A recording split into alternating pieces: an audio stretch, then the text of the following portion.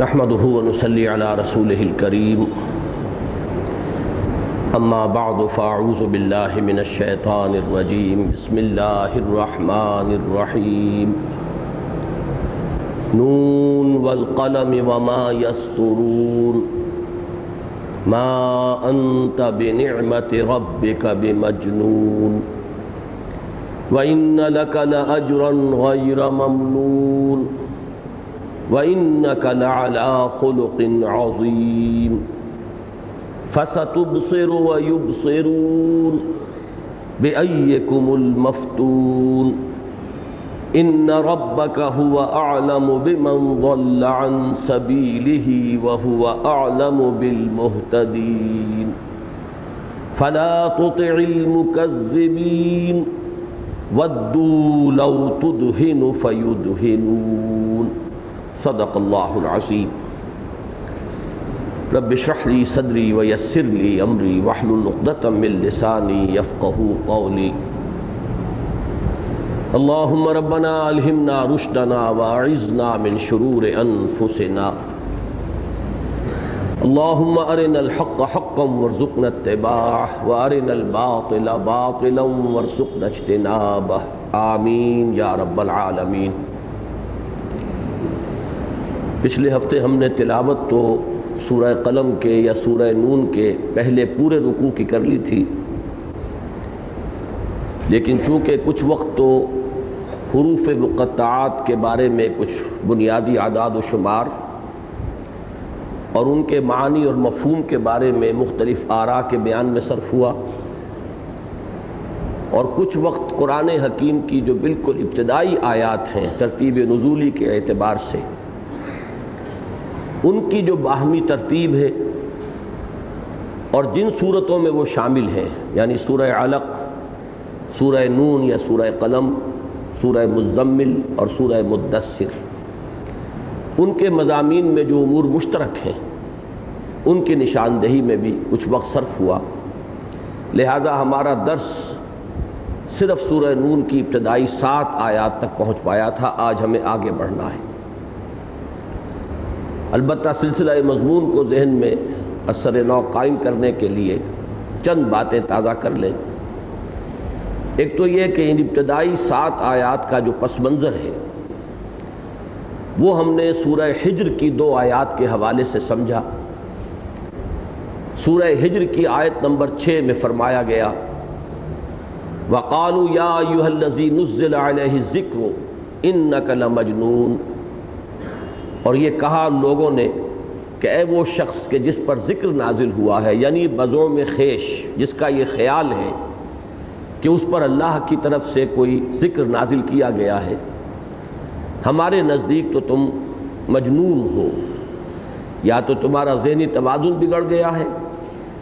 یا تم پر کسی آسیب کا سایہ ہو گیا ہے۔ مجنون کے یہ دونوں معنی جو ہیں ذہن میں رکھیے کہ خلل دماغی کا عارضہ یہ بھی جنون ہے، اور جن سے مفعول بنا مجنون، جس پر جن آ گیا،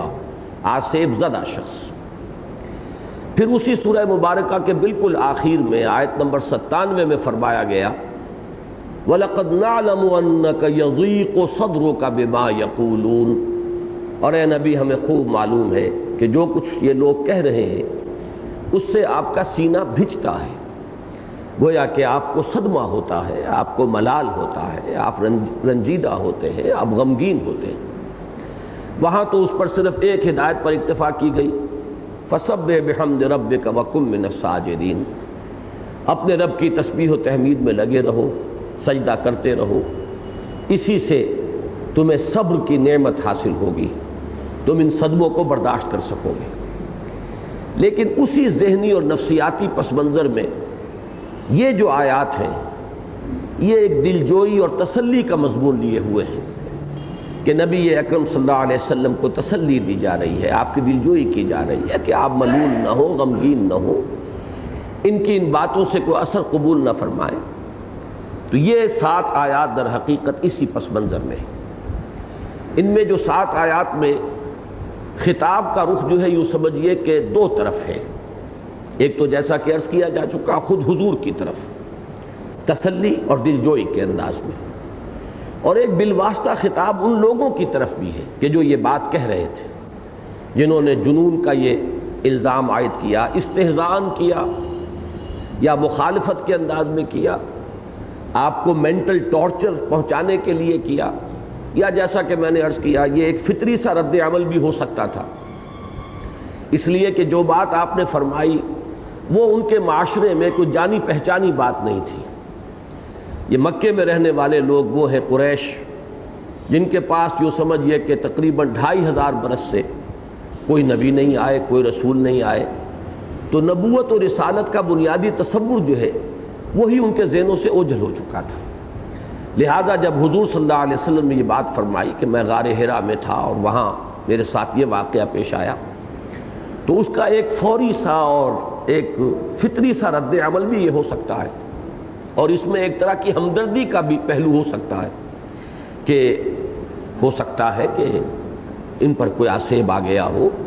جس کو یہ سمجھے ہے کہ اللہ کا فرشتہ آیا ہے، وہ کوئی بدروح ہو، کوئی جن ہو، یا کوئی عارضہ جو ہے انہیں لاحق ہو گیا ہو۔ تو یہ استہزان بھی ہو سکتا ہے، تمسخر کے انداز میں بھی ہو سکتا ہے، ہمدردی کے انداز میں بھی ہو سکتا ہے، اور ان تمام منفی اور مثبت داعیات سے بالکل علیحدہ ہو کر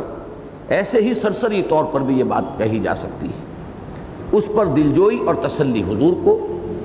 اور دوسرا رخ ان کو کہ تم جو بات کہہ رہے ہو سوچ سمجھ کر بات کرو، ان کی سیرت، ان کا کردار، ان کے اخلاق حسنہ، ان کی شخصیت کا توازن، یہ تمام چیزیں کیا تمہیں اس بات کی طرف دلالت کر رہی ہیں کہ ان کا کہیں توازن جو ہے ذہنی وہ بگڑ گیا ہے؟ کیا تمہارے علم کا سرمایہ، تمہارا فہم، تمہاری عقل واقعتاً یہ حکم لگا رہی ہے؟ تو یہ گویا کہ مخالفین کی طرف بھی ایک بالواسطہ جو ہے روئے سخن ہے۔ ایک ایک آیت کو لے لیجئے تو پہلی آیت نون والقلم وما یسطرون،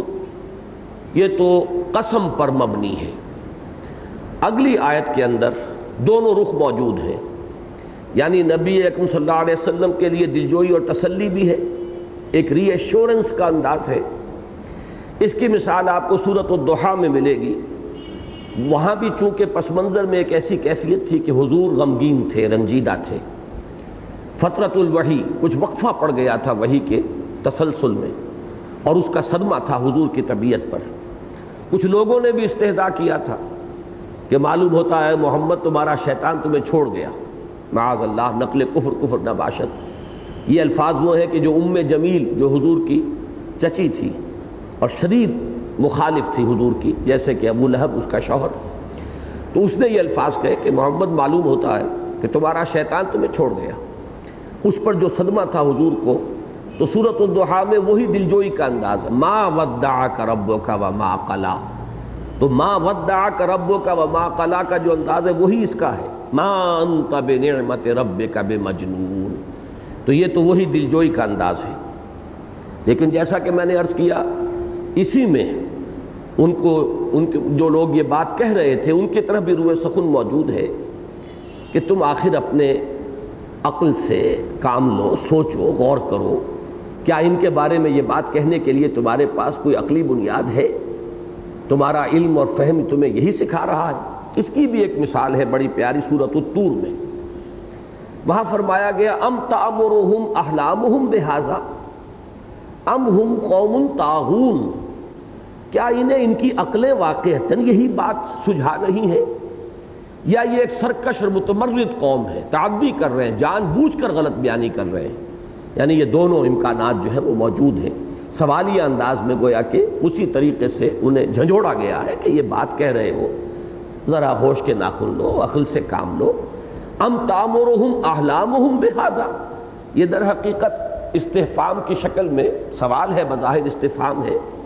لیکن اصل میں استفہام انکاری ہے، گویا کہ نفی کی جا رہی ہے کہ کوئی صاحب عقل یہ بات نہیں کہہ سکتا۔ ام تأمرہم احلامہم بہذا ام ہم قوم طاغون، یا یہ جان بوجھ کر تعدی کر رہے ہیں، جان بوجھ کر ایک غلط بات کہہ رہے ہیں۔ اب آئیے تیسری آیت کی طرف۔ یہ خالصتاً دلجوئی اور تسلی اور حوصلہ افزائی کے مضمون پر مشتمل ہے، اور اس کی مثال بھی آپ کو ملے گی۔ یہاں فرمایا ان لک لاجرا غیر ممنون، اور پھر ہم رجوع کرتے ہیں سورۃ الضحیٰ کی طرف تو وہاں بھی آپ کو اس کی ہم وزن ہم مضمون آیت ملتی ہے وَلَلْآخِرَةُ خَيْرٌ لَكَ مِنَ الْأُولَىٰ۔ اے نبی آپ کے لیے تو ہر آنے والی گھڑی پچھلی گھڑی سے بہتر ہے، آپ کے درجات بلند سے بلندتر ہوتے چلے جائیں گے۔ یہ تھوڑا سا وقفہ جو وحی کے اندر آ گیا، اس سے ملول اور غمگین نہ ہو، بلکہ جیسے دن کی روشنی اور دن کی حرکت انسانی زندگی کے لیے ضروری ہے، اسی طرح رات کا سکون بھی ضروری ہے۔ تو پے بپے وحی کا آنا جو ہے وہ بھی آپ کے لیے مفید ہے، لیکن اس میں کچھ وقفہ جو ہے وہ بھی در حقیقت فطرت کا تقاضا ہے، اس کی اپنی حکمتیں ہیں جو اللہ تعالیٰ کے علم میں ہیں۔ چوتھی آیت، اس میں خطاب اصلاً منکرین سے ہے۔ اس میں جو فرمایا گیا فَسَتُبْصِرُ وَيُبْصِرُونَ بِأَيِّكُمُ الْمَفْتُونُ، ان قریب یہ بھی دیکھ لیں گے، آپ بھی دیکھ لیں گے، بلکہ اِنَّكَ لَعَلَىٰ خُلُقٍ عَظِيمٍ۔ چوتھی آیت یہ ہے، اے نبی صلی اللہ علیہ وسلم آپ تو اخلاق کی بہت بلندیوں پر فائز ہیں، بہت ہی اخلاق حسنہ۔ اس میں ظاہر بات ہے کہ حضور صلی اللہ علیہ وسلم سے خطاب کا رخ نہیں ہے، یہ بالواسطہ کل کی کل بات جو ہے کہی جا رہی ان لوگوں سے کہ ذرا پھر وہی کہ ذرا سوچو، غور کرو، کیا بات کہہ رہے ہو، اتنی متوازن شخصیت، ان کے اخلاق حسنہ، کیا کسی مجنون یا آسیب زدہ شخص یا کسی پاگل شخص کا یہ اخلاق، یہ کردار، یہ متوازن شخصیت اس کی کبھی دیکھنے میں آئی ہے؟ اس کی بھی ایک مثال ہے جو سامنے رکھیں۔ سورہ شعراء میں فرمایا گیا ہے هل انبئکم علی من تنزل الشیاطین، کیا میں تمہیں بتاؤں کہ کن پر شیطان نازل ہوتے ہیں؟ یعنی شیطان نازل ہوتے ہیں، جنات آتے ہیں، اور سرکش جنات جو ہیں وہ لوگوں کو ورغلاتے بھی ہیں، ان کے کانوں میں آ کر غلط پھونکے مارتے بھی ہیں، لیکن یہ ہے کہ وہ تو ہم جنس کے پاس آتے ہیں۔ شیاطین تو آئیں گے انہی لوگوں کے پاس کہ جو خود شیطنت کے حامل ہوں، ان کی اپنی شخصیتیں اور کردار جو ہے وہ اس بات کا ثبوت دینے والی ہوتی ہیں کہ ان کا جو طرز عمل ہے وہ خود مناسبت رکھتا ہے کہ شیطان ہی ان پر نازل ہو۔ هل انبئکم علی من تنزل الشیاطین تنزل علی کل افاک اثیم، یہ شیاطین اترتے ہیں ان لوگوں پر کہ جو باتیں بنانے والے، گھڑ لینے والے، افک سے افاک ہے، اسیم گناہگار، ان کی زندگیاں خود اس بات کی گواہی دیتی ہیں کہ وہ دنیا کے کتے ہیں، دنیا کے پیچھے دوڑ رہے ہیں، جنہوں نے کہانت کی دکانیں لگائی ہوئی ہیں، وہ ہوتے ہیں کہ جن کا کردار جو ہے صاف نظر آ رہا ہوتا ہے۔ اس کے بعد آیات 5 تا 7 یہ کل کی کل دلجوئی پر اور تسلی پر، فَسَتُبْصِرُ وَيُبْصِرُونَ بِأَيِّكُمُ الْمَفْتُونَ ان ربک هو اعلم بمن ضل عن سبیلہ وهو اعلم بالمہتدین۔ یہ تمام یہ تینوں آیات جو ہیں حضور کے لیے دلجوئی اور آپ کی تسلی کے مضمون پر مشتمل ہیں۔ ہم نے جو سورہ حجر کی آیات کے حوالے سے اس کے پس منظر کو سمجھا ہے، آج میں ذرا سا اشارہ کر دینا چاہتا ہوں کہ اس سورہ مبارکہ کے آخر میں بھی یہ مضمون آیا ہے، اور اس کے ساتھ ایک مناسبت ہے۔ قرآن مجید کی بہت سی صورتوں میں العود الی البدء یہ ایک اصطلاح ہے کہ جس مضمون سے سورت کا آغاز ہوتا ہے اختتام پر پھر وہی مضمون آ جاتا ہے۔ اس کی بڑی ایک نمایاں مثال جو ہے یہ اس سورہ مبارکہ میں ہے۔ چنانچہ جس مضمون سے آغاز ہوا، جس کا بھی ہم نے تجزیہ کیا ہے آیت ایک آیت کے حوالے سے، آپ دیکھیے کہ اسی پر سورت ختم ہو رہی ہے۔ حضور سے فرمایا گیا فاصبر لحکم ربک ولا تکن کصاحب الحوت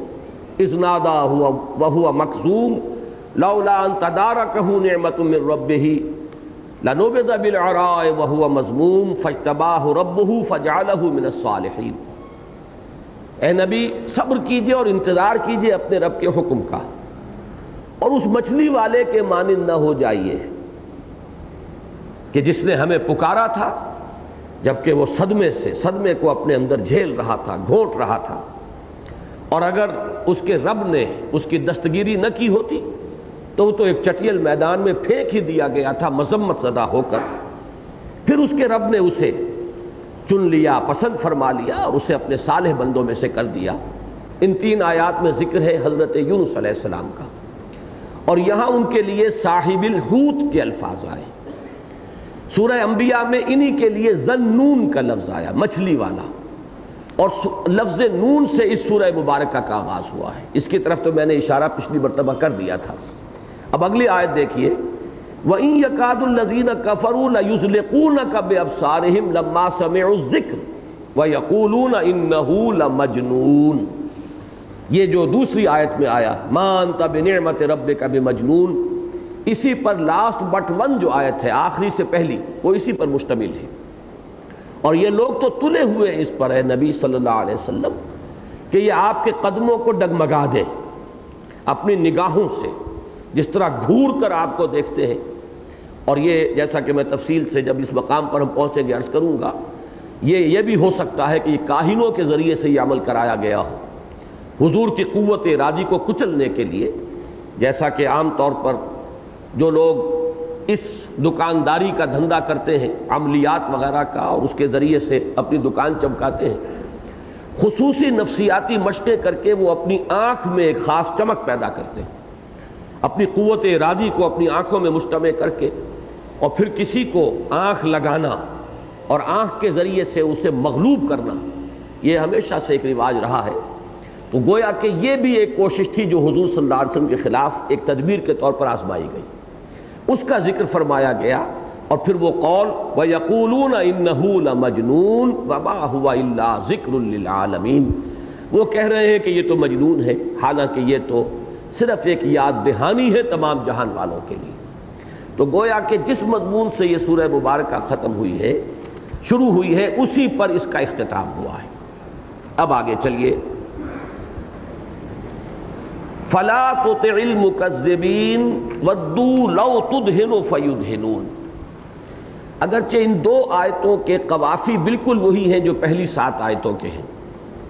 اور اس سے احساس ہوتا ہے کہ شاید یہ ایک ہی وقت میں نازل ہوئی، لیکن مضمون یہ بتا رہا ہے کہ یہ کچھ عرصے کے بعد نازل ہونے والی آیات ہی ہو سکتی ہیں. اس لیے کہ اس کا ترجمہ ہے، اے نبی مت کہنا مانیے ان جھٹلانے والوں کا، وہ تو چاہتے ہیں کہ ذرا آپ ڈھیلے پڑیں تو وہ بھی ڈھیلے پڑ جائیں. اب اس سے معلوم ہوتا ہے، دہن کے لفظ کو یہاں پہچان لیجئے. ایک تو اطاعت جو ہے فلا تطع، اس کا عموماً ہم ترجمہ کریں گے ان کی اطاعت نہ کیجئے، لیکن عربی میں امر کا لفظ جو ہے وہ صرف حکم دینے کے لیے نہیں آتا بلکہ مشورے کے لیے بھی آتا ہے. اور اطاعت کے معنی کسی کا حکم مان لینا ہی نہیں ہوتا،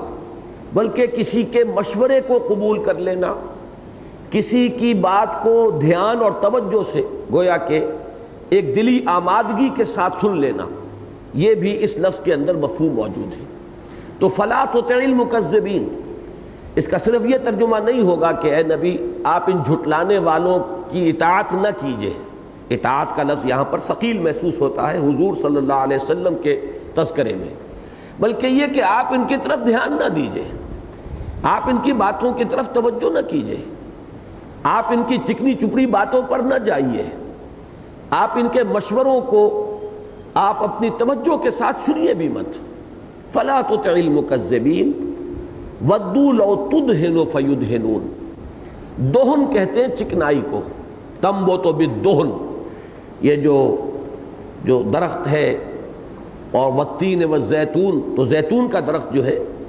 چونکہ اس کے اندر ایک طرح کی چکنائی بھی ہوتی ہے تو اس لیے کہا گیا اس کو تنبت بالدہن. وہ درخت کے جو چکنائی لے کر پیدا ہوتا ہے، اس میں سے تیل نکلتا ہے. تو دہن جو ہے، اسی لیے لفظ میری زبان پر آ گیا، چکنی چپڑی باتیں. مداہنت اسے کہتے ہیں کہ آپ اپنی بات سے ذرا پیچھے ہٹ کر کسی دوسرے کی بات کو بظاہر قبول کر لیجئے، تاکہ وہ فرکشن اور تصادم کی فضا جو ہے وہ ختم ہو جائے. یہ مختلف زبانوں میں اس کے لیے مختلف الفاظ آتے ہیں، اور یہاں پر ایک لفظ ذرا نوٹ کر لیجئے، ایک ہے مدارات. خاطر مدارات کے ساتھ ہم جس لفظ کا استعمال کرتے ہیں، خاطر مدارات، تواضع، یہ اور شے ہے، اور مداہنت بالکل اور شے ہے. کسی شے کو غلط سمجھنے کے باوجود محض تصادم سے بچنے کے لیے یا کسی مصلحت کے لیے اس کے لیے نرم گوشہ اختیار کر لینا، یہ ہے مداہنت. یہ اس کے لیے حضور صلی اللہ علیہ وسلم کو روکا جا رہا ہے کہ آپ مداہنت نہ فرمائیں. یہ تو مشورہ دے رہے ہیں آپ کو، ودو، یہ چاہتے ہیں، لو تدہنو، کہ کسی طرح آپ تھوڑے سے نرم پڑ جائیں. فیدہنون اگرچہ قاعدے کے روح سے ہونا چاہیے فیدہنو، اس لیے کہ یہ جواب شرط ہے، لو تدہنو فیدہنو، لہذا یہ کہا گیا ہے کہ یہاں ہم محذوف ہے، ودو لو تدہنو فہم یدہنون، وہ تو اس پر تلے ہوئے ہیں، وہ خود چاہتے ہیں کہ کسی طریقے سے یہ تصادم ختم ہو جائے اور کسی طرح لے دے کر معاملہ ہو جائے، مداہنت کی روش اختیار کر لیں. بس وہ یہ کہ آپ چونکہ اڑے ہوئے ہیں، اپنے موقف پر ڈٹے ہوئے ہیں، جیسے سورہ شورى میں فرمایا گیا فاستقم واستقم کما امرت، ڈٹے رہیے جیسے کہ آپ کو حکم ہوا ہے. تو حضور صلی اللہ علیہ وسلم کو پیشگی یہاں پر یہ خبر دی جا رہی ہے کہ یہ مراحل آئیں گے اور ان مرحلوں کے لیے آپ کو پہلے سے ذہناً تیار رہنا چاہیے کہ کہیں مداہنت نہ ہو. یہ ظاہر بات ہے کہ صورت کب پیدا ہوئی ہے، اس کو نوٹ کر لیجئے.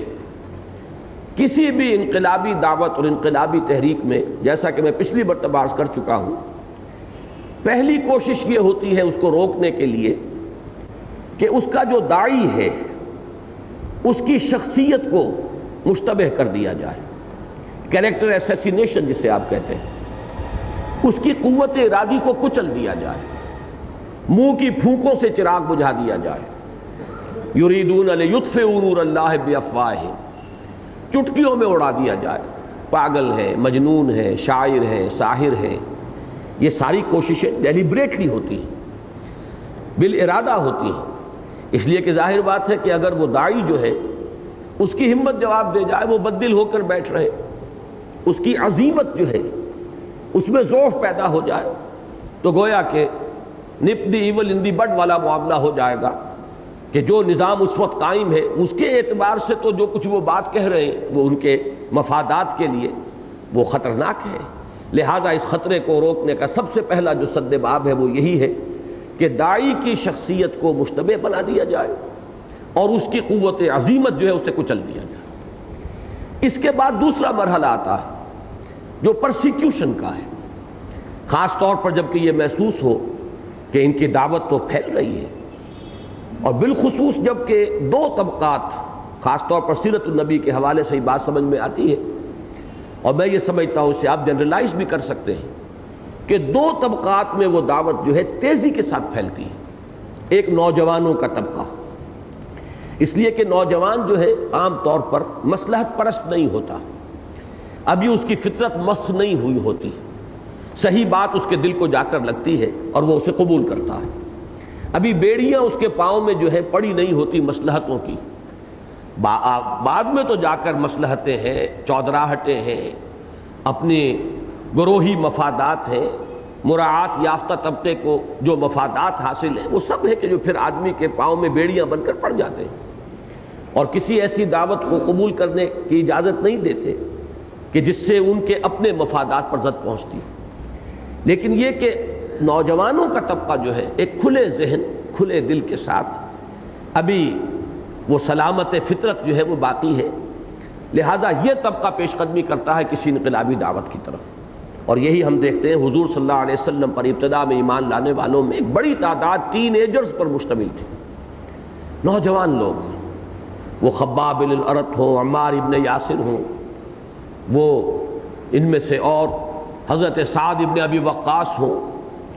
مختلف حضرات جو ہیں، مصعب بن عمیر ہوں، یہ سب وہ لوگ ہیں کہ جو ابھی بالکل جس کو ہم کہتے ہیں 17 18 19 20 کی عمر،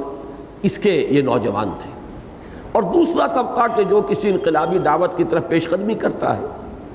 وہ جو پسا ہوا دبا ہوا طبقہ ہوتا ہے، مستضعفین جنہیں دبا لیا گیا ہے. اور اس معاشرے کے اندر مستضعفین کی سب سے نمایاں شکل تھی وہ غلاموں کا طبقہ. ظاہر بات ہے کہ ان کے تو کوئی مفادات ہے نہیں، وہ تو دبے ہوئے پسے ہوئے، کوئی انقلابی دعوت ہوگی تو ان کے لیے تو کوئی نہ کوئی خیر ہی کا معاملہ آئے گا، کچھ ان کے بندھن جو ہیں وہ کٹیں گے، کچھ ان کی بیڑیاں جو ہیں وہ ڈھیلی ہوں گی. لہذا ہر انقلابی دعوت میں یہ دو طبقات پیش قدمی کرتے ہیں. نبی اکرم صلی اللہ علیہ وسلم پر بھی جہاں نوجوان جو ہیں قریش کے اعلیٰ گھرانوں کے وہ رجوع کر رہے تھے حضور کی طرف، ساتھ ہی جو غلاموں کے طبقے میں سے ہمیں نظر آتا ہے حضرت بلال ہیں، ابو فقی ہیں، مختلف حضرات جو ہیں وہ پیش قدمی کر رہے ہیں. اس کے بعد شروع ہوتا ہے پرسیکیوشن کا دور. انہیں مارو، انہیں بھوکا رکھو، انہیں زنجیروں کے اندر جکڑ دو تاکہ دن میں تارے نظر آئیں۔ تیسرا مرحلہ وہ آتا ہے جب کہ انہیں محسوس ہو جائے کہ ہمارا یہ تشدد بھی اس دعوت کا راستہ نہیں روک سکا۔ یہ تیسرا مرحلہ ہے جس میں پھر اب مصالحت کے لیے گفتگو ہوتی ہے کہ کچھ لے دے کر معاملہ ہو جائے، اور اس وقت بڑی چکنی چپڑی باتیں کی جائیں گی، اس وقت طرح طرح کے جو ہے جال بچھائے جائیں گے، لالچ دیے جائیں گے۔ سیرت النبی میں آپ کو واقعات ملتے ہیں، سفارتوں پر سفارتیں آ رہی ہیں۔ ابو طالب سے کہا جا رہا ہے کہ آپ کے بھتیجے کے لیے ہماری یہ تمام پیشکشیں موجود ہیں، اگر وہ بادشاہ بننا چاہتے ہیں ہم انہیں بادشاہ مان لیں گے، اگر وہ دولت کے بھوکے ہیں تو ہم ان کے قدموں میں سیم و زر کے انبار لگائے دیتے ہیں، اگر کہیں بھی وہ اشارہ کرے تو جس گھرانے میں چاہے ہم ان کی شادی کر دیں گے۔ مطلب یہ کہ یہی چیزیں ہیں جن کے لیے انسان دنیا کے اندر بھاگ دوڑ کرتا ہے بالعموم، تو ان میں سے جو چیز جس طرح انہیں مطلوب ہے ہم دیں گے،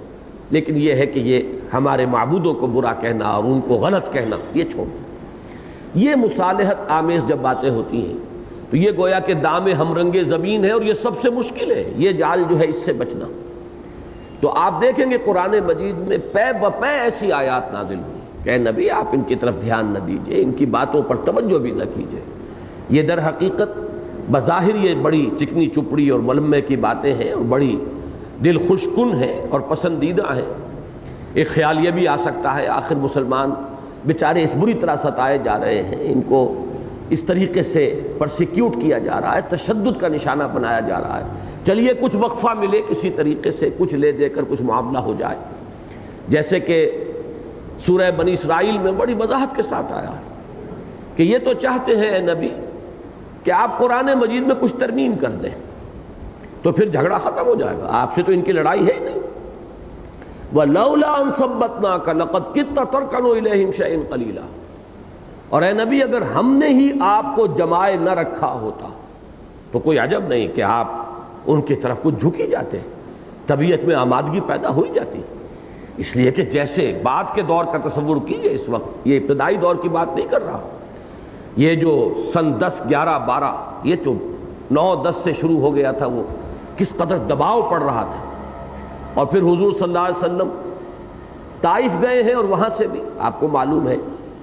کہ بظاہر احوال دنیاوی اعتبار سے تو ناکام لوٹ کر آئے، ادھر مکے میں داخلے کا امکان نہیں، اس لیے کہ قتل کا فیصلہ کیا جا چکا ہے۔ ان حالات میں جو دباؤ پڑ رہا تھا تو بربنائے طبع بشری ہو سکتا ہے کہ کبھی یہ خیال آپ کے دل میں آ ہی جاتا، یہ تو ہم نے اپنے آپ کے پائے ثبات کو جمائے رکھا ہے۔ وَلَوْلَا أَن ثَبَّتْنَاكَ لَقَدْ كِدتَّ تَرْكَنُ إِلَيْهِمْ شَيْئًا قَلِيلًا۔ تو جو بات اس حد تک پہنچنے والی تھی یہاں فرما دیا گیا اے نبی وَدُّوا لَوْ تُدْهِنُ فَيُدْهِنُونَ، یہ چاہتے ہیں کہ ذرا آپ ڈھیلے پڑیں تو یہ بھی ڈھیلے پڑ جائیں گے، یہ بھی مصالحت کے لیے آمادہ ہو جائیں گے۔ لیکن یہ کہ آپ کی جو دعوت ہے اور آپ کا جو فرض منصبی ہے اس کے اعتبار سے اس کے بارے میں آپ قطعاً سوچئے بھی مت، یہاں تک کہ ان کی بات کبھی توجہ سے سنیے بھی مت۔ اب یہ آیات ہیں در حقیقت جن کے حوالے سے مضمون کا اگلا سرا جڑ رہا ہے۔ یہ کردار جیسا کہ میں نے پہلے عرض کیا تھا کہ جو نمایاں لوگ تھے اس وقت سرداران قریش میں سے، ان میں سے اس کردار کو اختیار کرنے والا مصالحت آمیز کردار، کچھ لے دے کر بات طے کر لینے کے لیے پیشکشیں اور اس کے لیے فرمائش، اس کے لیے سمجھانے کا انداز بڑے خلوص و اخلاص کے ساتھ خیر خواہی کے انداز میں، اس میں ولید بن مغیرہ جو ہے یہ ایک نمایاں کردار تھا۔ میں نے پچھلی مرتبہ عرض کیا تھا کہ حضور کے جو معاندین اور مخالفین تھے ان میں ایک تو بدترین کردار ابو لہب کا،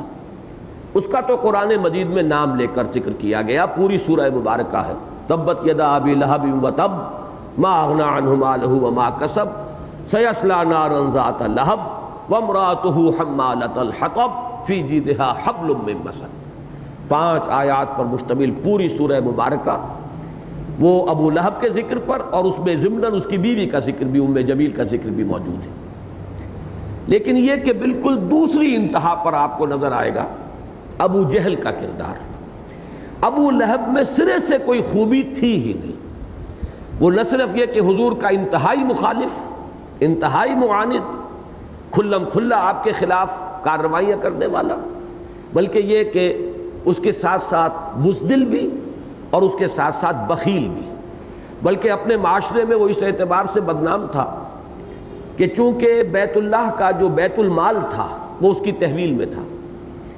اس نے وہاں سے غزال زرعی چوری کر لیا تھا۔ جیسے ہمارے ہاں بعض اوقات ہو جاتا ہے، بعض لوگ بدنام ہو جاتے ہیں، کسی منسٹر کے ساتھ کسی زمانے میں چینی چور کا لفظ لگ گیا تھا، اسی طریقے سے اس معاشرے کے اندر بھی وہ مشہور تھا کہ اس نے چوری کی ہے۔ بیت اللہ کا جو بھی خزانہ تھا اس میں سے اس نے غزال زرعی چرا لیا ہے، ایک ہرن سونے کا بنا ہوا، چھوٹا ہوگا مجسمہ جو کہیں چڑھاوے میں چڑھایا گیا،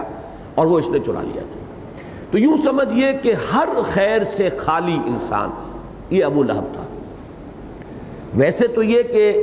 کفار میں اگر آپ شمار کریں گے تو دوسری انتہا پر ابو طالب آئیں گے، کیونکہ وہ بھی ایمان تو نہیں لائے۔ اس اعتبار سے اگر سپیکٹرم مکمل کرنا ہے ان کا کہ جو حضور پر ایمان نہیں لائے، ان میں بدترین شخص ابو لہب اور بہترین شخص ابو طالب، کہ اگرچہ وہ ایمان تو نہیں لائے لیکن یہ کہ حضور کے پشت پناہ رہے، سپورٹر رہے، مددگار رہے۔ بس یہ کہ وہی جو ایک عرب کی ایک روایتی قسم کی اکڑ تھی اور انانیت تھی وہی آڑے آ گئی۔ آخری وقت میں بھی حضور نے فرمایا ہے کہ چچا جان میرے کان میں کلمہ شہادت پڑھ دیجیے تاکہ میں اللہ کے یہاں گواہی دے سکوں۔ لیکن یہ کہ اس وقت بھی الفاظ یہ تھے، یہ وہ ہے ایک خاص مزاج جو ہے عرب کا، انانیت والا مزاج، کہ بھتیجے میں جانتا ہوں کہ تیرا دین سب سے بہتر دین ہے، لیکن میں یہ نہیں چاہتا کہ عرب کی عورتیں بعد میں تانے دیں کہ ابو طالب موت سے ڈر گیا۔ یعنی اگر میں پہلے ایمان لے آیا ہوتا تو بات اور تھی، اب موت سامنے کھڑی ہے تو عرب کی عورتیں یہ تانا دیں گی کہ وہ پہلے ایمان نہیں لایا تھا، مرتے وقت موت سے ڈر کر ایمان لے آیا۔ یہ میں نہیں برداشت کر سکتا۔ بہرحال اگر تو اسپیکٹرم مکمل کریں گے کہ جو بھی اسلام کی سرحد سے باہر رہ گئے ان میں بدترین شخص ابو لہب، بہترین شخص ابو طالب، اور عجیب بات یہ کہ دونوں حضور کے چچا ہیں، بدترین بھی وہی موجود ہے گھر میں اور بہترین بھی وہی۔ البتہ یہ کہ ابو طالب کو نکال دیجئے اس لیے کہ مخالفین کا جب ہم بنائیں گے اسپیکٹرم تو وہ مخالف نہیں تھے، وہ تو سپورٹر تھے۔ تو مخالفین میں بہترین کردار ابو جہل کا ہے، وہ کردار ہے کہ جو سورہ علق میں آئے گا تفصیلاً زیر بحث، اور اس کو جیسا کہ میں پچھلی مرتبہ بھی عرض کر چکا ہوں، حضور صلی اللہ علیہ وسلم نے ابو جہل اور حضرت عمر ان دونوں کو پیش کیا تھا اللہ تعالیٰ کے سامنے کہ پروردگار ان دونوں میں سے ایک کو تو ضرور میری جھولی میں ڈال دے، ان دو میں سے ایک کو تو ضرور قبول فرما لے اور ایمان لانے کی توفیق عطا فرما۔ معلوم ہوا کہ کچھ توازن ہے، کوئی چیز ہے کہ جو حضرت عمر رضی اللہ تعالیٰ عنہ کا کہ جو کردار ہے بیسک کریکٹر، اور اسی طریقے سے عمرو بن ہشام یا ابو جہل کا جو کردار ہے اس میں کوئی چیز قدر مشترک ہے، تبھی تو حضور نے ان دونوں کو سلیکٹ کیا ہے، دونوں کو پیش کیا ہے۔ اب یہ دوسری بات ہے، قرائے فال بنا میں من دیوانہ زدن، اللہ تعالیٰ نے منتخب فرما لیا حضرت عمر کو اور وہ عمر فاروق بن گئے، ابو جہل راندہ درگاہ ہو گیا۔ اگرچہ یہ بھی اللہ تعالیٰ کا انتخاب بھی بلا سبب نہیں ہوگا، لیکن بظاہر احوال یقیناً کچھ چیزیں قدر مشترک کے طور پر ان دونوں کے اندر موجود تھیں، تبھی حضور نے ان دونوں کو پیش کیا ہے۔ یہ جو ایک لفظ ابھی میں نے کہا تھا کہ بیسک کریکٹر، اس پر ایک حدیث ہے بڑی پیاری، حضور نے فرمایا الناس کالمعادن، انسان بھی معدنیات کی طرح ہے، خیارہم فی الجاہلیت خیارہم فی الاسلام۔ اب یہ حدیث جو ہے بڑی پیاری حدیث ہے، اور یہ انسانی نفسیات کو سمجھنے کے لیے بڑی بنیادی رہنمائی لیے ہوئے کہ جیسے معدنیات ہے، سونا ہے، اب سونے کی جو اور ہوگی وہ یقیناً اس میں بہت سی امپیورٹیز ملی ہوئی ہیں، وہ کھرا اور چمکتا ہوا سونا تو آپ کو زمین سے نہیں ملتا، صاف کرتے ہیں، لیکن ظاہر بات ہے کہ جو سونے کی اور ہے اسے صاف کریں گے تو سونا بنے گا۔ چاندی کی اور اگر اسے صاف کریں گے تو سونا تو نہیں بن جائے گا، چاندی بنے گی نا۔ تو جیسے یہ فرق ہے سونے اور چاندی کا، معدنیات کا، تو محض صفائی کر لینے سے جو چاندی کی اور ہے اس سے سونا نہیں بن سکتا، اس کے لیے تو سونے ہی کی اور ہوگی تو اس سے سونا وجود میں آئے گا، چاندی کی اگر ہے تو اس سے وہ چاندی بنے گی۔ تو یہی اسی طریقے سے انسانوں کے بنیادی کردار جو ہیں ان میں فرق و تفاوت ہوگا۔ خیارکم فی الجاہلیت خیارکم فی الاسلام، تم میں سے جو لوگ جاہلیت میں بہترین تھے وہی اسلام میں بہترین ہوئے۔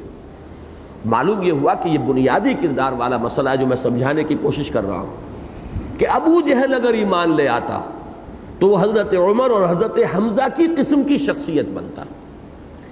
ابو طالب ایمان لے آتے تو حضرت ابو بکر کے معیار کی شخصیت بنتے۔ یعنی یوں سمجھئے کہ الناس کالمعادن خیارکم فی الجاہلیت خیارکم فی الاسلام، یہ توازن ہے جو میں آپ کے سامنے رکھ رہا ہوں۔ اور اسی سے سمجھ میں آئے گا کہ ایک تیسرا کردار جو بیچوں بیچ ہے وہ ہے منافقانہ کردار۔ وہ کفر میں بھی رہا تو منافق رہا، اور ایمان بھی لے آتا تو منافق رہتا۔ گویا کہ وہ ایمان کی قانونی سرحد سے بنیادی فرق واقع نہیں ہوتا، بلکہ وہ کردار بودا ہے، اس میں جرت نہیں ہے، اس میں ہمت نہیں ہے۔ کچھ حق کو چاہتا بھی ہے کہ قبول کرے، لیکن اس کے لیے کچھ لوز کرنے کو تیار نہیں، کچھ قربانی دینے کے لیے تیار نہیں۔ یہ جو درمیانی کردار ہے، یہ ظاہر بات ہے کفر میں بھی رہے گا تو وہاں بھی دوغلاپن اس کا ہوگا، منافقانہ انداز ہوگا، اور اگر وہ اسلام بھی لے آئے گا تو یہاں بھی وہ یکسو ہو کر تن من دھن کے ساتھ، جیسے کہ مخلصین اہل ایمان نے جس طرح اپنا سب کچھ اللہ کی راہ میں لگا دیا، اگر وہ اسلام لے آئے گا تو وہ بھی عبداللہ ابن ابی کا کردار بنے گا، وہ ایک مخلص مومن صادق کا کردار نہیں بن سکتا۔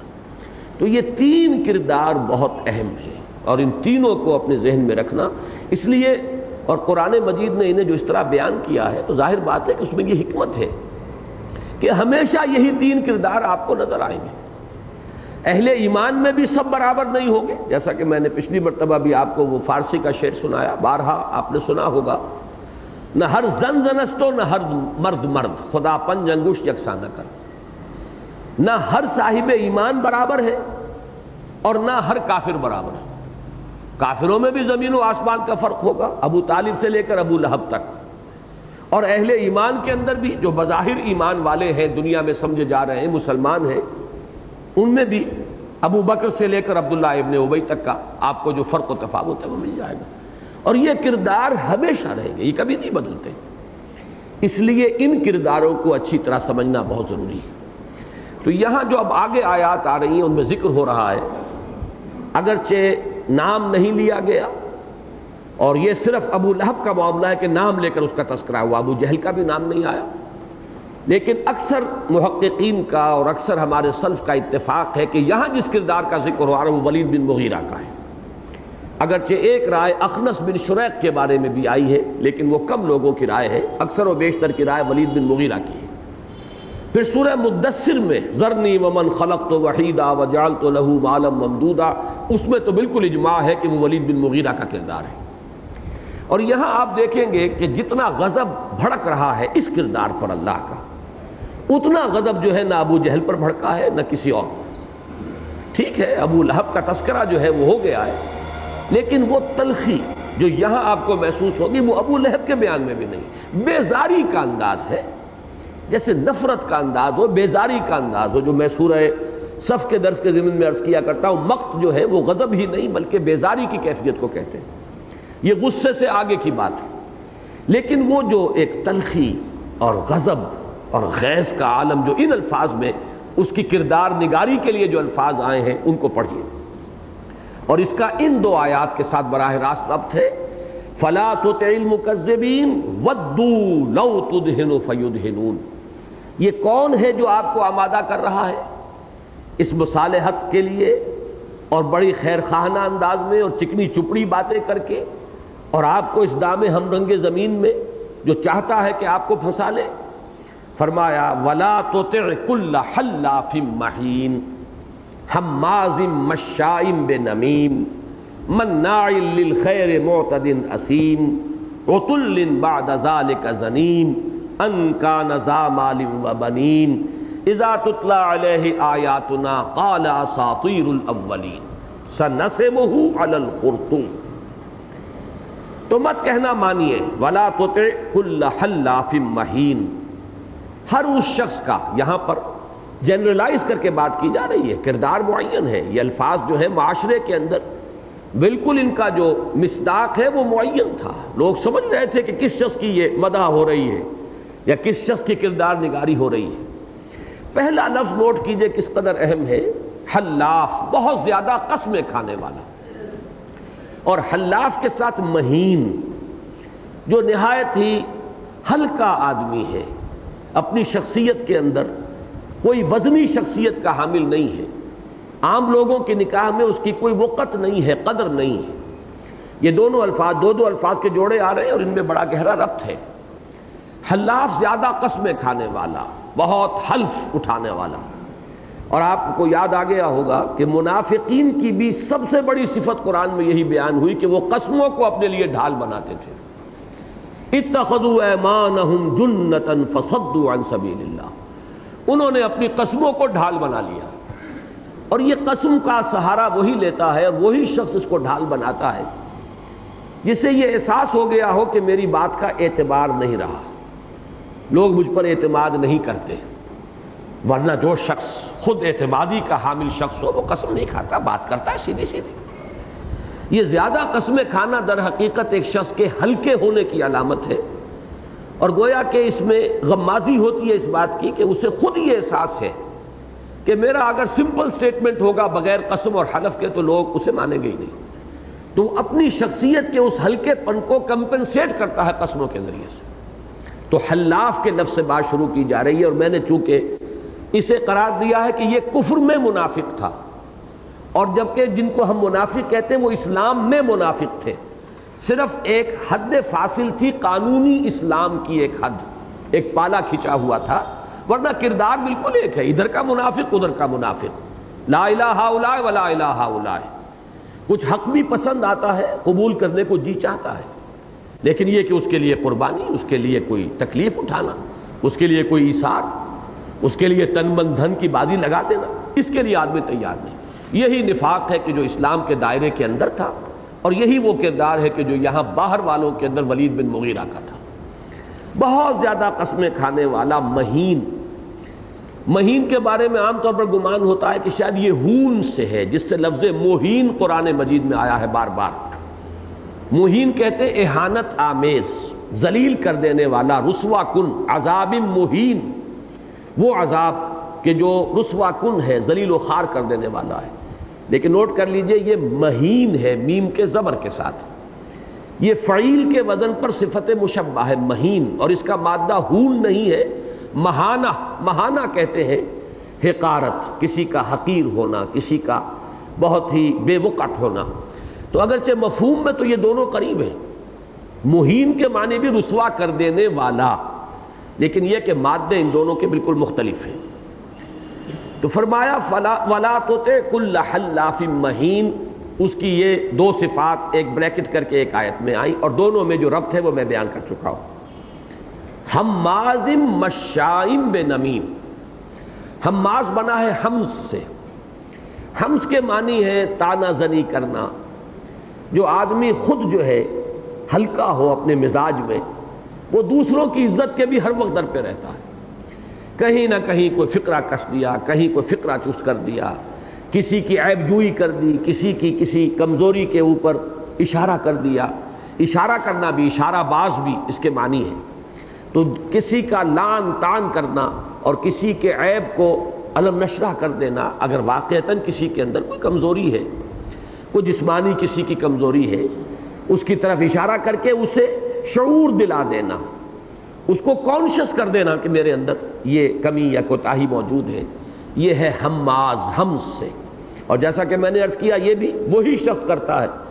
جو خود جو ہے عزت نفس جس کے اندر جو ہے اس کی مقدار کم ہو، وہ دوسروں کو بھی چاہتا ہے کہ ان کی توہین و تذلیل کے در پہ رہے۔ مشاء بنمیم، مشاء، مشی کہتے ہیں چلنے کو، مشاء بہت چلنے والا، نمیم کہتے ہیں چغلی، چغلی خورا، لیکن چغلی کے لیے ہر وقت ادھر ادھر گھومنے والا، یہاں کی بات وہاں لگائی اور وہاں کی بات یہاں لگائی، یعنی مشاء میں بہت سرگرم، چغلیاں کھانے میں انتہائی سرگرم، کیونکہ مبالغے کا صیغہ ہے مشاء، فعال کے وزن پر، مشاء بنمیم۔ اب یہ دونوں جو ہے یہ بھی بریکٹ کر لیجئے کہ وہ بھی کسی شخص کی اپنی شخصیت کا اتھلا پن جو ہے، ہلکا پن، اس کے دو مظہر اخلاقی میدان میں یہ آتے ہیں کہ لوگوں کی عیب چینی کرنے والا، تانے دینے والا، اشارے کرنے والا۔ آپ نے دیکھا ہوگا کبھی ایسا ہوتا ہے مجلس میں بیٹھے ہوئے دو افراد آپس میں کچھ مسکرا کر گفتگو کر رہے ہیں کسی اور کی طرف اشارہ کر کے، یہ بھی وہ ایک مینٹل ٹارچر، خام خواہ اسے کانشس کرنا کہ میرے بارے میں پتہ نہیں اس وقت یہ کیا بات کر رہے ہیں۔ یہ جو اشارے بازی ہے یہ بھی در حقیقت انسان کے لیے نہایت تکلیف دہ بات بن جاتی ہے۔ تو یہ ہے ہماز، ویل لکل ہمزۃ لمزہ الذی جمع مالا وعددہ۔ تو یہ جو کردار ہے پست کردار، اس کے یہ کچھ نمایاں اور مشترک اوصاف ہیں، ہماز بنمیم، مشاء بنمیم، اور چغلی خورے، ادھر سے ادھر لگائی بجھائی کرنے والے، مناع للخیر معتد اثیم، خیر سے بہت روکنے والا۔ مناع پھر فعال کے وزن پر آیا ہے، اور مناع یہاں دو معنی دے رہا ہے۔ مناع للخیر، لوگوں کو بھی روکنا، خیر کی طرف پیش قدمی نہ کریں، کدھر جا رہے ہو، وہ تو معلوم ہوتا ہے کہ دماغ ان کا ٹھیک نہیں رہا ہے، کوئی عدم توازن ہو گیا ہے، تم ادھر کیوں رجوع کر رہے ہو۔ اور اس کے ایک اور معنی بھی ہے، خیر دولت کو بھی کہتے ہیں، انہ لحب الخیر لشدید، انسان دولت کی محبت میں بہت شدید ہے۔ تو مناع للخیر جیسے کہ سورہ معارج میں آیا ہے، اذا مسہ الخیر منوعا، اگر کہیں خیر مل جائے، دولت مل جائے تو اس کو روکنے والا، یعنی اس کو سنبھال کر رکھنے والا، کسی اور کو اس کا کوئی فیض نہ پہنچ جائے اس کی دولت مندی کا۔ یہ بخل کے مقابلے میں آتا ہے۔ یہ جیسے کہ اس سورہ مبارکہ میں بھی ویل لکل ہمزۃ لمزہ الذی جمع مالا وعددہ، سینت کر رکھ رہا ہے، اس کو گنتی کر رہا ہے، اسی میں اس کے لیے ایک راحت ہے، قلبی راحت، اب میرے پاس اتنی دولت ہو گئی۔ آج کے زمانے میں وہ بیلنس شیٹ ہوتی ہے جس کو دیکھ کر جو ہے لوگوں کے دل کھل اٹھتے ہیں کہ ہم پچھلے سال ہماری بیلنس شیٹ یہ تھی، اس سال ہماری یہ ہے، ایسٹس اتنے بڑھ گئے ہیں۔ تو یہ ہے عددہ یحسب ان مالہ اخلدہ۔ تو مناع للخیر کے دونوں معنی ہیں کہ یہ دولت کو سمیٹ کر رکھنے والا، بجائے اس کے کہ اس سے ابناء نو کی ضرورتوں کو پورا کرے اور بھلائی کے کاموں میں خرچ کرے، روک کر رکھنے والا دولت کو، اور خیر سے بھلائی سے لوگوں کو منع کرنے والا، روکنے والا۔ معتد کہتے ہیں حد سے تجاوز کرنے والا، زیادتی کرنے والا، دست درازی کرنے والا۔ اسیم گناہگار، یعنی اپنے فرائض کی ادائیگی میں کوتاہی کرنے والا۔ آسمہ اس اونٹنی کو کہتے ہیں کہ جو قافلے کے ساتھ نہ چل پا رہی ہو، پیچھے رہ جائے۔ تو جو بھی انسانی بنیادی اخلاقیات ہیں ان کے کچھ معیارات ہیں، اس کے کچھ تقاضے ہیں، انسان کو، شریف انسان کو اس لیول پر ہونا چاہیے۔ جو اس لیول سے پیچھے رہ گیا وہ اسیم ہے، وہ گویا کہ پسپائی اختیار کرنے والا ہے اخلاقیات سے۔ مناع للخیر معتد اسیم، عتل بعد ذلک زنیم۔ عتل کے معنی جو ہے یہ کئی الفاظ میں، کئی معنی میں یہ لفظ مستعمل ہے۔ ایک تو لہیم، شہیم، جسیم قسم کا انسان، اور اس کے ساتھ ہی متکبر بھی ہو، متمرد بھی ہو، سرکشی بھی اس میں ہو۔ یہ تمام اوصاف کو جب جمع کریں گے تو ہمارے ہاں ایک لفظ اجڑ، یہ جو ایک اجڑ قسم کا انسان، یہ عتل، کچھ وزن بھی اس کا ایک دوسرے کے ساتھ مل جاتا ہے، اور یہ کہ وہ پھر معاشرے کے اندر کوئی اپنی دولت کی وجہ سے کوئی حیثیت بھی رکھتا ہو، یہ شخص جو ہے عتل، عتل بعد ذلک زنیم۔ اب اس سب کے بعد مطلب یہ کہ یہ اوصاف تو اس میں ہے ہی، ان سب سے اوور اینڈ ابو دیٹ مزید یہ کہ بدنام شخص۔ زنیم کا لفظ جو ہے اس پر کافی یعنی تشریح کی ہے حضرات نے، مفسرین نے، محققین نے۔ زنما کہتے ہیں کوئی گلٹی سی نکل آتی ہے یا تو بکری کے کان میں جس سے وہ لٹک جاتا ہے، ایک جیسے کہ ٹیومر کی حیثیت سے وہ کان میں کچھ لٹکی ہوئی علیحدہ نظر آ رہی ہے کہ یہ اس کا جز نہیں ہے، یا گردن کے اندر اسی طریقے کا کوئی غدود ہے کہ جو گردن کی کھال کو لے کر لٹک جاتا ہے، محسوس ہوتا ہے کہ یہ جسم کا حصہ نہیں ہے۔ تو اسی طریقے سے زنیم اس شخص کو کہتے تھے کہ جس کا نسب جو ہے وہ مشکوک ہو، وہ کسی خاندان کا فرد نہ ہو اگرچہ وہ اس میں شامل کیا گیا ہو، جو کسی کے نسب میں داخل ہو گیا ہو۔ تو اس کے لیے اب ہمارے ہاں جو لفظ ہے، ب وہ ولد الزنا اسے کہیں، حرامی کہیں، وہ تمام الفاظ مختلف ہیں کہ جو استعمال ہیں۔ زنیم اس کو کہتے ہیں اس معاشرے میں۔ اور ولید بن مغیرہ کے بارے میں یہ کہا جاتا ہے کہ اس کے باپ نے اس کو اپنا بیٹا کافی عرصے تک تسلیم نہیں کیا تھا، بالآخر پھر اس نے مان لیا کہ ہاں یہ میرا ہی بیٹا ہے۔ اس اعتبار سے اس معاشرے کے اندر اس کی ایک شہرت یہ بھی تھی کہ یہ ذنیم ہے۔ یہ تمام الفاظ، اس کے بعد فرمایا ان کان ذا مال و بنین، اس بنیاد پر یہ ان در حقیقت فائدہ دے رہا ہے لے ان، بسبب اس کے کہ وہ مال والا ہے اور بیٹوں والا ہے، صاحب اولاد ہے، اور یہی دو چیزیں اس معاشرے کے اندر عزت کی بنیاد تھی۔ آج تو ایک چیز تو نکل گئی ہے، اب اولاد کی جو ہے زیادہ اہمیت نہیں رہی، صرف دولت ہی دولت جو ہے وہ عزت کی بنیاد ہمارے معاشرے میں رہ گئی ہے۔ لیکن قبائلی معاشرہ آج بھی جہاں ہوگا تو بیٹے جس کے ہوں کئی، اس کی ایک عزت ہے، اس کے پاس گویا کہ بازو ہے، اس لیے کہ وہاں تو اپنی عزت کا دفاع خود کرنا ہوتا ہے۔ سیٹلڈ سویلائزیشن میں تو یہ چیزیں پولیس، پرچہ، تھانہ، یہ وہ 100 قسم کے تحفظات جو ہیں وہ انسان کو حاصل ہو جاتے ہیں، لیکن وہ جو ابتدائی تمدن کی سٹیج ہوتی ہے اس میں تو ہر ایک کو اپنی عزت کی حفاظت خود کرنی ہوتی ہے، تو جس کے پاس بازو نہ ہو وہ گویا کہ خطرے میں ہوتی ہے اس کی عزت ہر وقت۔ تو بیٹوں والا ان کان ذا مال و بنین اذا تتلی علیہ آیاتنا قال اساطیر الاولین، جب اس پر ہماری آیات تلاوت کی جاتی ہیں تو کہتا ہے یہ پچھلی ہیں کہانیاں، لکھی ہوئی چیزیں ہیں۔ اساطیر اسطورہ سے بنا ہے، وہ سطر ہی سے، وما یسترون، یہ پہلے کی لکھی ہوئی چیزیں ہیں، وہاں سے ہی یہ لے کر نقل کر رہے ہیں۔ اساطیر الاولین سنسمہ علی الخرطوم، ہم عنقریب داغیں گے اس کی ناک پر۔ خرطوم کہتے ہیں سونڈ کو، یہ جو ہاتھی کی ناک ہے سونڈ، تو یہ بھی گویا کہ سخت حقارت کے ساتھ اس کی ناک کو کہا جا رہا ہے خرطوم۔ ہو سکتا ہے ناک ہو بھی بڑی سی، پکوڑا سی، تو ممکن ہے کہ اس کی وجہ سے لفظ استعمال کیا گیا ہو، لیکن بہرحال یہ کہ یہاں بھی ایک حقارت اور استحقار کا انداز ہے۔ سنسمہ علی الخرطوم، ہم اس کی ناک پر داغیں گے۔ ترجمہ تو ہو گیا، الفاظ کے معنی بھی میں نے آپ کے سامنے بیان کر دیے۔ اب یہاں چند چیزیں سمجھنے کی ہیں۔ ایک تو یہ کہ یہ ایک کردار ہے، اور اس کردار کا تعلق فلا تطع المکذبین ودوا لو تدہن فیدہنون، اور اس کی اس تفصیل کے ساتھ جو یہاں پر نقشہ کشی کی گئی ہے اس سے اندازہ ہوتا ہے کہ یہ کردار اللہ کو کتنا ناپسند ہے۔ چونکہ ظاہری باتیں ہوتی ہیں چکنی چپڑی، ملمہ شدہ باتیں، بظاہر بڑی خیر خواہی کی بات، اگر تو وار ہو رہا ہو کھلم کھلا مقابلے کے اندر تو اس سے حفاظت کر لینا آسان ہے، لیکن جہاں یہ ویلڈ قسم کا معاملہ ہو رہا ہو، نقاب پوشی کے ساتھ کام کیا جا رہا ہو اور جڑیں کاٹی جا رہی ہوں میٹھی چھری بن کر،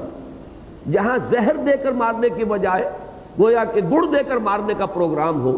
وہاں ہے کہ جہاں سب سے زیادہ ضرورت ہے کہ اس کردار کو ننگا کر دیا جائے۔ یہ ہے جس کی وجہ سے کہ اس قدر قرآن مجید کے اندر یہ الفاظ استعمال ہوئے ہیں، اور پورا گویا کہ ایک شخص کی کردار نگاری کرتے ہوئے اسے بالکل ننگا کر دیا گیا۔ اس میں ایک رہنمائی ہے، وہ رہنمائی ان لوگوں کے لیے ہے، جیسے کہ میں نے پچھلی مرتبہ عرض کیا تھا، قرآن مجید کو پڑھتے ہوئے، خصوصاً ان ابتدائی صورتوں کو پڑھتے ہوئے ہمیں سمجھنا چاہیے کہ ایک دعوت اور ایک تحریک، اور دعوت اسلامی اور تحریک اسلامی، پھر اس کے آغاز کے ادوار، جو آغاز کا جو دور ہے اس میں کس قسم کے مسائل سے سابقہ پیش آتا ہے۔ ابتدائی آیات میں بات سامنے آئی کہ پہلا کام یہی ہوتا ہے کہ جو بھی اس کا داعی ہے، جو بھی آگے آیا ہے، نمایاں ہوا ہے، جو اس دعوت کو لے کر کھڑا ہوا ہے، پہلے تو یہ کہ اس کی کریکٹر اسیسینیشن اور اس کی قوت ارادی کو کچل دیا جائے۔ یہ ہمیشہ ہوگا، ہمیشہ ہوا، اگرچہ نسبت خاک را با عالم پاک، ظاہر بات ہے کہ کہاں ہم، کہاں محمد الرسول اللہ صلی اللہ علیہ وسلم، لیکن ظاہر بات ہے کہ ہمارے لیے بھی تو رہنمائی آپ ہی کی ذات میں ہے۔ لقد کان لکم فی رسول اللہ اسوۃ حسنہ، کہاں جائیں گے اپنے لیے نمونہ تلاش کرنے کے لیے؟ اس کے حوالے سے یہ عرض کر رہا ہوں کہ اس کا کوئی تھوڑا سا مزہ میں نے چکھا تھا۔ آپ کو یاد ہوگا جس زمانے میں میری کریکٹر اسیسینیشن اس معاشرے میں اور پورے اخبارات کے اندر، ان کو تو چھوڑ دیجئے کہ جو سوشلسٹ قسم کے یا مغربیت زدہ، اباحیت پسند خواتین کے حلقے اور جو اس قسم کے اخبارات تھے جن میں وہ کارٹون بھی بنے اور نہ معلوم کیا کیا میرے بارے میں کہا گیا، the most hated person among the educated ladies of Pakistan, educated women of Pakistan. اس قسم کے کیپشنز وہ تو چھوڑیے، جو ٹرسٹ کے اخبارات تھے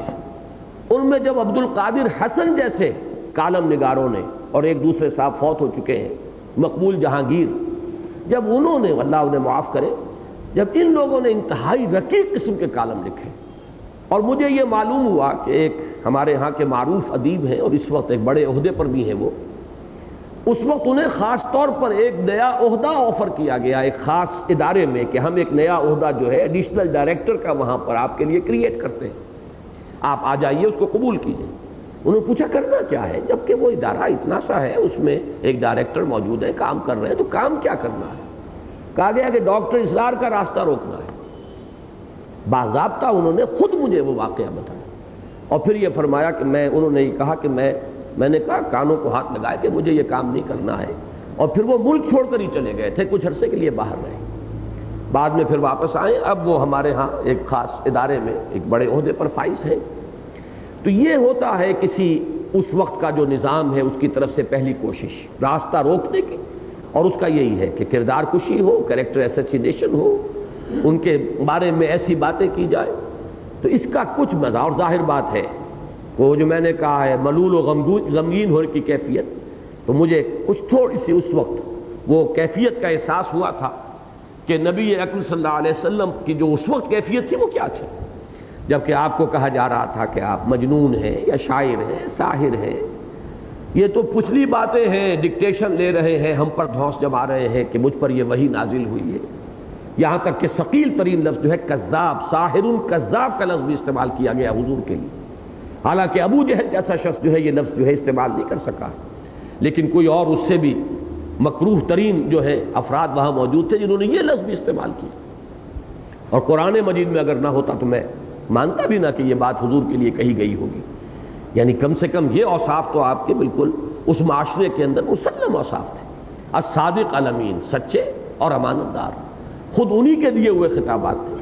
لیکن یہ ایک پہلی بات تو یہ سمجھ لیجئے کہ پہلی کوشش ہمیشہ یہی ہوتی ہے۔ دوسری بات یہ سمجھیے کہ ہمارے ہاں بعض حضرات ہیں کہ جو خود بہت نیک دل، نیک سرشت، طبیعت پر نیکی کا غلبہ، ذرا سا بھی اگر کہیں کو تنقید کی بات آ جائے، کسی کے کردار کے بارے میں اگر کوئی ذرا سا بھی اشارہ کر دیا جائے تو وہ مضطرب ہو جاتے ہیں کہ دیکھیے ہمیں تو خیر کی بات کرنی چاہیے، مثبت بات کرنی چاہیے، خام خواہ کی تنقید، خام خواہ کی کسی کے بارے میں کوئی بات کہنا، حالانکہ انہیں معلوم نہیں کہ یہ تحریک کا ایک تقاضا ہے۔ اگر تو خانقاہوں میں بیٹھنا ہے تو ٹھیک ہے، لیکن تحریک اور انقلابی تحریک کے میدان میں اترنا ہے تو یہ اس کی ایک شدید ضرورت ہے، کسی وقت ضرورت ہوتی ہے کہ ان کرداروں کو ننگا کر دیا جائے، اس لیے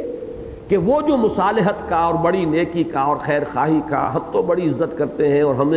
ہماری نگاہوں میں تو بڑا اونچا مقام ہے، لیکن بس جذباتی ہو گئے ہیں یا جذبات پر کنٹرول نہیں رکھ سکتے، اب یہ بڑی ہی انجوریس باتیں ہیں، اس شخصیت کو نگاہوں سے گرانے کے لیے، اور اس کے لیے ضرورت پیش آتی ہے کہ کردار جو ہے ان کا پورا ننگا کر دیا جائے کہ یہ ہے ان کی شخصیت۔ یہ تحریک کا ایک تقاضا ہوتا ہے جس کو بہت سے جو نیک دل لوگ ہیں وہ اس سے پرٹرب محسوس کرتے ہیں کہ یہ بات ہمیں کرنے کی کیا ضرورت ہے، ہمیں تو بس مثبت بات کرنی چاہیے۔ وہ ذرا ان الفاظ کو غور سے پڑھیں، وَلَا تُطِعْ كُلَّ حَلَّافٍ مَّهِينٍ ہَمَّازٍ مَّشَّاءٍ بِنَمِيمٍ مَّنَّاعٍ لِّلْخَيْرِ مُعْتَدٍ أَثِيمٍ عُتُلٍّ بَعْدَ ذَلِكَ زَنِيمٍ۔ یہ کیا ہے؟ کیوں کہا جا رہا ہے؟ کیا یہ صرف مثبت باتیں ہیں؟ کیا صرف وعظ کی باتیں ہیں؟ یہ ضرورت ہوتی ہے کہ ان کرداروں کو ننگا کیا جائے، ورنہ بہت سے نیک دل لوگ ان سے متاثر ہو جاتے ہیں، ان کی چکنی چپڑی باتوں پر جاتے ہیں، یہ تو بڑے ہمارے خیر خواہ ہیں، ہماری بھلائی کی باتیں کر رہے ہیں، یہ تو بڑی اچھی اچھی باتیں کر رہے ہیں، لیکن ان اچھی اچھی باتوں کے پیچھے در حقیقت جو نیت ہوتی ہے، جو ان کے عزائم ہوتے ہیں، جو اس کا ہدف ہے، اس کو اگر نہ سمجھا جائے تو پھر یہ کہ کوئی انقلابی تحریک کا تقاضا پورا نہیں ہو سکتا، پھر تو یہ ہے کہ آدمی ایک معلم اخلاق بن کر بیٹھا رہے، ایک زیادہ سے زیادہ مربی اور مزکی کی حیثیت سے کوئی اپنی خانقاہ بنا لے، یا کوئی درسگاہ بنا لے کہ جو آئے پڑھنے کے لیے آئے اسے پڑھا دے، یا یہ کہ خانقاہ بنا لے کہ جو آئے اس کا تزکیہ، جو خود طالب بن کر آتا ہے تزکیے کا اس کا تزکیہ کریں، اس سے کچھ سلوک کے اسباق دے کر اور اس کو وہ سلوک طے کرا دیں۔ لیکن اگر وہ ہے پیش نظر اسوہ محمدی صلی اللہ علیہ وسلم، یہی وہ ضرورت ہے جس کے تحت آپ کے علم میں ہے کہ حضرت حسان ابن ثابت رضی اللہ تعالیٰ عنہ شعر کہتے تھے، مدافعت کرتے تھے، لوگوں کی طرف سے حجب ہوتی تھی اس کا جواب دیتے تھے، اور حضور صلی اللہ علیہ وسلم فرماتے تھے قل وروح القدس معک، کہو اور روح القدس تمہارے ساتھ ہے، جبرائیل کی تائید تمہارے شامل حال ہے۔ اور جس طریقے سے کہ حسان کے اشعار جو ہیں وہ ان دشمنوں پر تیروں سے زیادہ اثر انداز ہوتے ہیں، یہ الفاظ ہیں محمد الرسول اللہ صلی اللہ علیہ وسلم۔ تو تحریک میں اور محض کوئی تربیت اور تزکیے کی کوئی خانقاہ میں زمین و آسمان کا فرق ہے۔ اس تحریک کے کچھ تقاضے ہوتے ہیں جس کو یہاں سے سمجھنے کی ضرورت ہے، اور اسی لیے میں نے پچھلی مرتبہ بھی اور آج بھی اتنا وقت صرف کیا ہے کہ ان آیات کو اور ان صورتوں کو پڑھتے ہوئے خاص طور پر ہمیں رہنمائی لینی ہے۔ بہرحال یہاں یہ دوسرا مضمون جو ہے یہاں کا ختم ہوا، وہ کردار، جیسا کہ میں نے عرض کیا تھا کہ یہ آتا ہے ان چاروں صورتوں میں۔ سورہ مزمل میں وہ جامعیت کے ساتھ آئی ہے، ایک بات کسی فرد معین کو وہاں سامنے نہیں رکھا گیا۔ وَذَرْنِي وَمَن وَالْمُكَذِّبِينَ أُولِي النَّعْمَةِ، چھوڑیے مجھے اور ان جھٹلانے والوں کو۔ سورہ مدثر میں فرمایا گیا ذرنی ومن خلقت وحیدا وجعلت له مالا ممدودا۔ یہ بھی نوٹ کر لی کہ ان کان ذا مال و بنین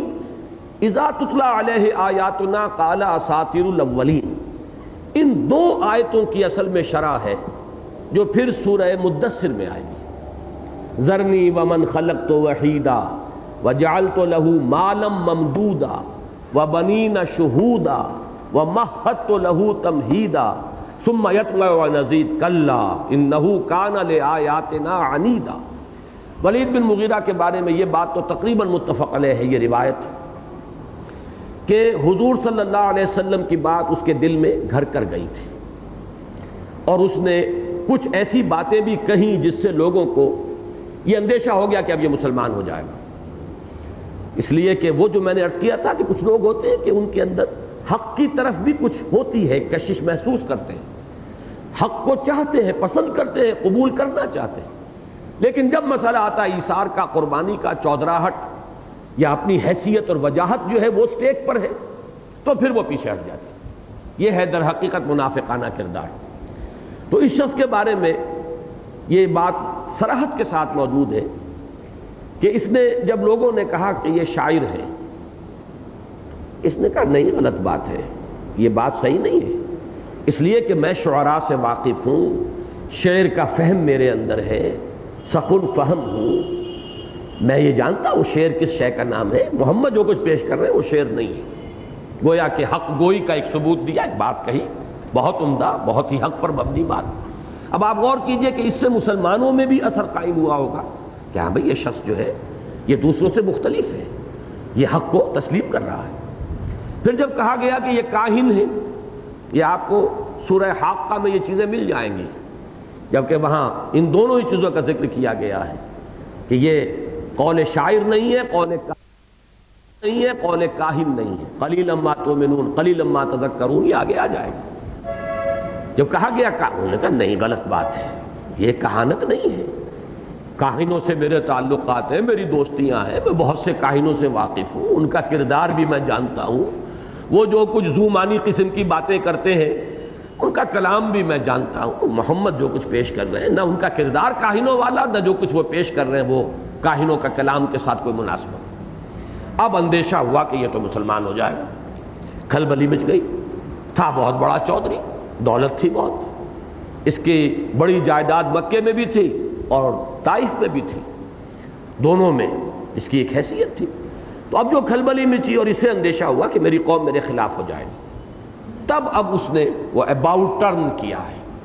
پھر ڈرامہ کیا اس نے باقاعدہ۔ اچھا میں سوچتا ہوں کہ یہ کیا ہے، شاعر تو یہ نہیں ہے، کاہن بھی نہیں ہے، اب وہاں سے تو پیچھے مڑنا ممکن نہیں تھا، اس لیے کہ وہ بات تسلیم کر چکا تھا۔ اس کا نقشہ کھینچا گیا، انہو فکر وقدر فقتل کیف قدر ثم قتل کیف قدر ثم نظر ثم عبس وبصر۔ اب یہ سارا ایک ڈرامہ ہے جو وہ کر رہا ہے، غور کر رہا ہے، ہاں یوں نہیں ہے، سوچ کے پھر آخری بات یہ کیا کہی، ان ھذا الا قول البشر، ان ھذا الا سحر یؤثر، یہ جادو ہے جو چلا آ رہا ہے، پچھلی باتیں ہیں منقول ہوئی چلی آ رہی ہیں، قول بشر ہے، یہ قول خدا نہیں ہے، یہ کلام الہی نہیں ہے جو محمد پیش کر رہے ہیں۔ یہ پورا نقشہ جو ہے، جو ان دو آیتوں میں یہاں گویا کہ اس کا جو لب لباب ہے وہ بیان کر دیا گیا، یہ پورا ایک ڈرامہ جو اس نے کیا ہے، ان کان ذا مال و بنین، سبب یہ بنا ہے اس کے انکار کا،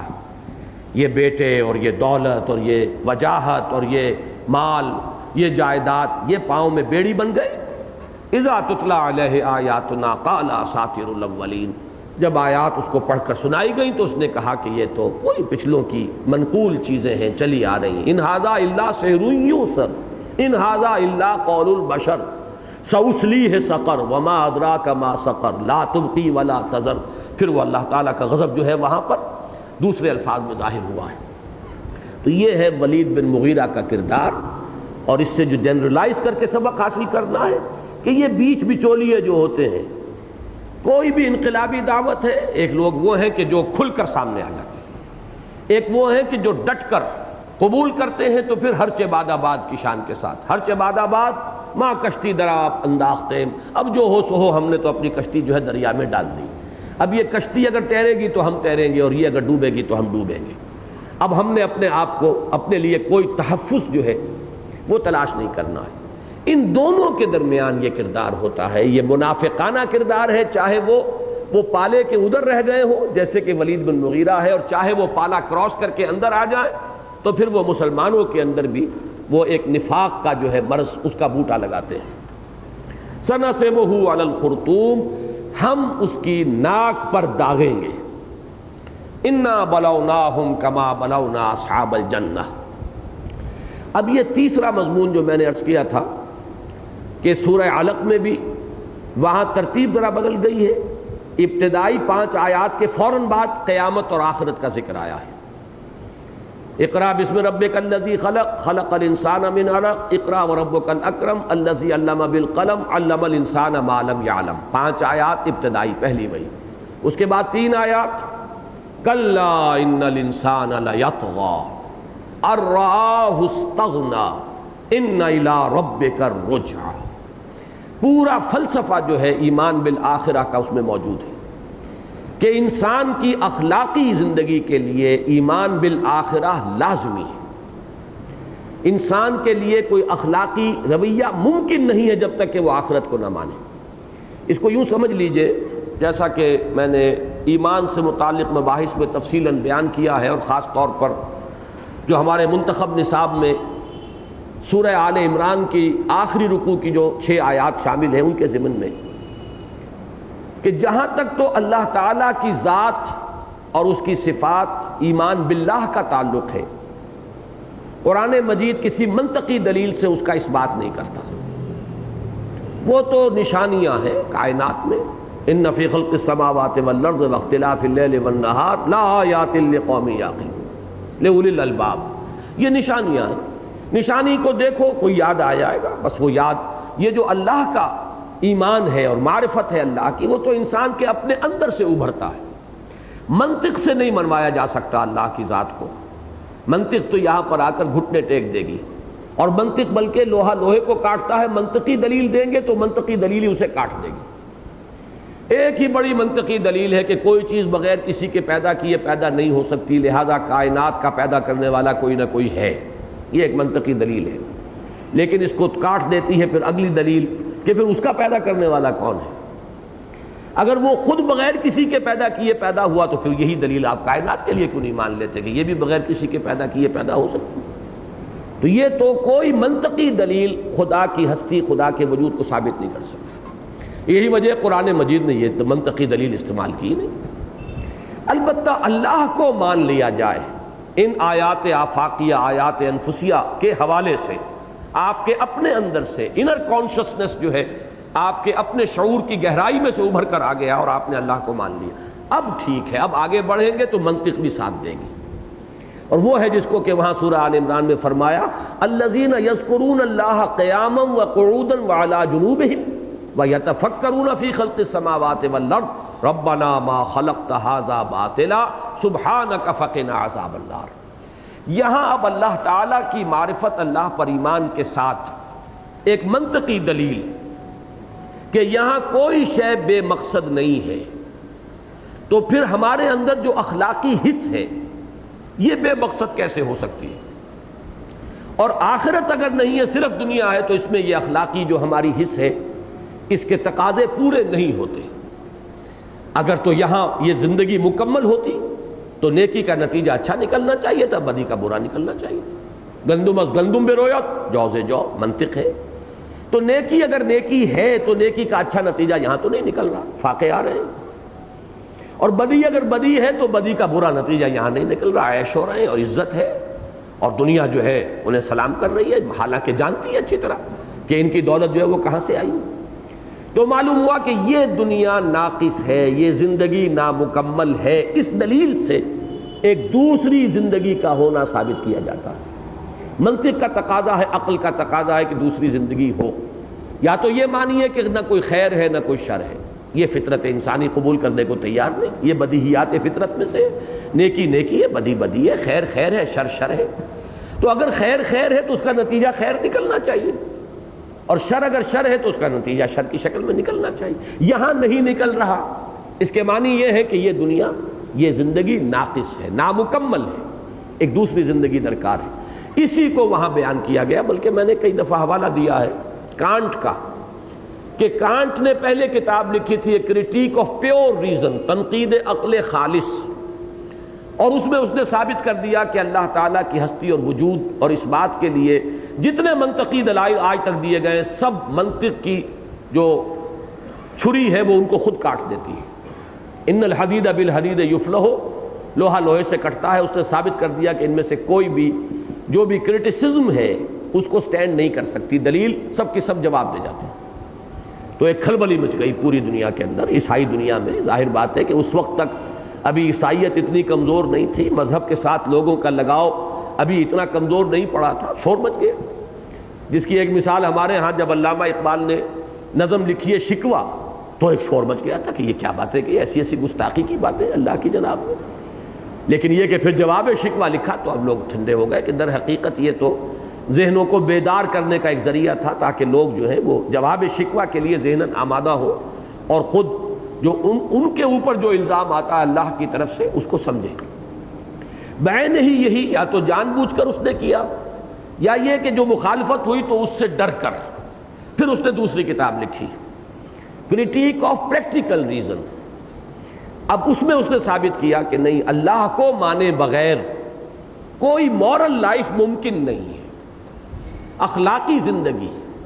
کوئی انسان کی بھلا رویہ، بھلی روش دنیا میں ممکن نہیں ہے جب تک کہ اللہ کو نہ مانے۔ اس کو کہا گیا ہے، یہ مورل آرگومنٹ ہے for the existence of God. تو اس میں یہ سمجھ لیجئے کہ قرآن مجید نے اس آرگومنٹ کو وجود باری تعالیٰ کے لیے استعمال نہیں کیا، لیکن اس بات آخرت کے لیے استعمال کیا کہ کوئی اخلاقی زندگی ممکن نہیں ہے، انسان کا اخلاقی رویہ ممکن نہیں ہے، کوئی اساس نہیں اخلاقیات کے لیے جب تک کہ آخرت کو انسان تسلیم نہ کرے۔ اس کو 3 آیات میں کہا گیا سورہ علق میں، کلا ان الانسان لیطغی، انسان سرکشی پر، تمرد پر، تعدی پر، دست درازی پر آمادہ ہو ہی جاتا ہے۔ کیوں ہو جاتا ہے؟ الراہ استغنا، کہ دیکھتا ہے اپنے تئیں آزاد، کوئی پکڑ نہیں ہوتی، اس دنیا میں کوئی پکڑ نہیں ہوتی۔ فزیکل لا جو ہے، قانون طبعی یہاں پر پوری طرح آپریٹو ہے، نافذ ہے۔ انگارہ ہاتھ میں لیں گے ہاتھ جل جائے گا، انگارہ اگر کہیں زبان پر رکھیں گے زبان جل جائے گی، یہ تو آپریٹو ہے۔ لیکن مورل لا یہاں آپریٹو نہیں ہے۔ آپ جھوٹ بولتے ہیں کچھ نہیں ہوتا، زبان میں چھالا بھی نہیں پڑا، کوئی تکلیف نہیں ہوئی۔ حرام خوری کر رہے ہیں، کوئی آپ کو تکلیف نہیں ہوئی، خوب رچ پچ گیا، انسان جو ہے اس کو ہضم کر رہا ہے، اور دنیا میں جیسا کہ میں نے عرض کیا اسے عزت مل رہی۔ تو یہ مورل لا جو ہے یہ اس دنیا کے اندر چونکہ آپریٹو نہیں ہے، بدلہ نہیں ملتا، لہذا انسان سرکشی میں، تعدی میں، ظلم میں، جھوٹ میں، عدوان میں بڑھتا چلا جاتا ہے۔ اب اس کے لیے ایک ہی شے ہے، انر ریسٹرینٹ جب تک نہ ہو، اندر سے کوئی شے روکنے والی نہ ہو۔ ہم نے یہ کیا ہے، پولیس ہے، عدالت ہے، سزائیں ہیں، تعزیرات ہیں، لیکن یہ بالکل ان ایفیکٹو نظام ہے۔ پہلے تو مجرم پکڑا جائے، جرم اس پر ثابت ہو، وہ کلا بھی موجود ہے جو جرح کر کے اچھے سے اچھے گواہ کو جو ہے وہ گرا دیں گے۔ پھر یہ کہ عدالت بھی ہو سکتی ہے کہ کرپٹ ہو، اس کو سزا نہ دے۔ پھر یہ کہ سزا دے بھی دیں، یہ سارے مراحل طے ہو جائیں تو سزا جرم کے ہم وزن نہیں دی جا سکتی۔ ایک بوڑھا آدمی جوان آدمی کو قتل کر دیتا ہے، آج کل کیا مشکل ہے، پہلے تو ذرا مشکل ہوتا ہوگا، تلوار چلانی ہے، زور چاہیے بازو کے اندر، اب تو ایک ٹریگر دبانا ہے نا۔ ایک بوڑھا شخص ہے، کھا پی چکا، جو کچھ کھانا پینا تھا کر چکا، اپنے بچوں کو پال چکا، زندگی کی لذتیں بہاریں دیکھ چکا۔ اب فرض کیجئے کہ اس نے جوان کو جو قتل کیا ہے تو آپ اسے پکڑ بھی لیں، اس پر جرم بھی ثابت ہو جائے، عدالت بھی صحیح فیصلہ دے دے، پھر بھی کیا کریں گے؟ پھانسی چڑھا دیں گے۔ کیا بدل ہو گئی اس کی یہ زندگی اس زندگی کا؟ اس جوان کی زندگی عین جوانی میں آپ نے لی ہے، اس کی جوان بیوہ ہوئی ہے بیوی جو ہے، اب نہ معلوم اس کی زندگی جو ہے کن مشقتوں کے اندر گزرے گی، یا کیا کیا اس کے لیے آزمائشیں آ جائیں گی اخلاقی اعتبار سے۔ چھوٹے چھوٹے بچے جو ہیں اس کے وہ یتیم ہوئے ہیں، ان کے سر پر سے سایہ اٹھ گیا ہے۔ یہ بچے ہو سکتا ہے معاشرے کے اندر منفی کردار لے کر اٹھیں، باغی بن جائیں۔ یہ جتنے بھی اثرات جا رہے ہیں معاشرے کے اندر اس جرم کے، اس کے ہم بدن سزا ممکن نہیں۔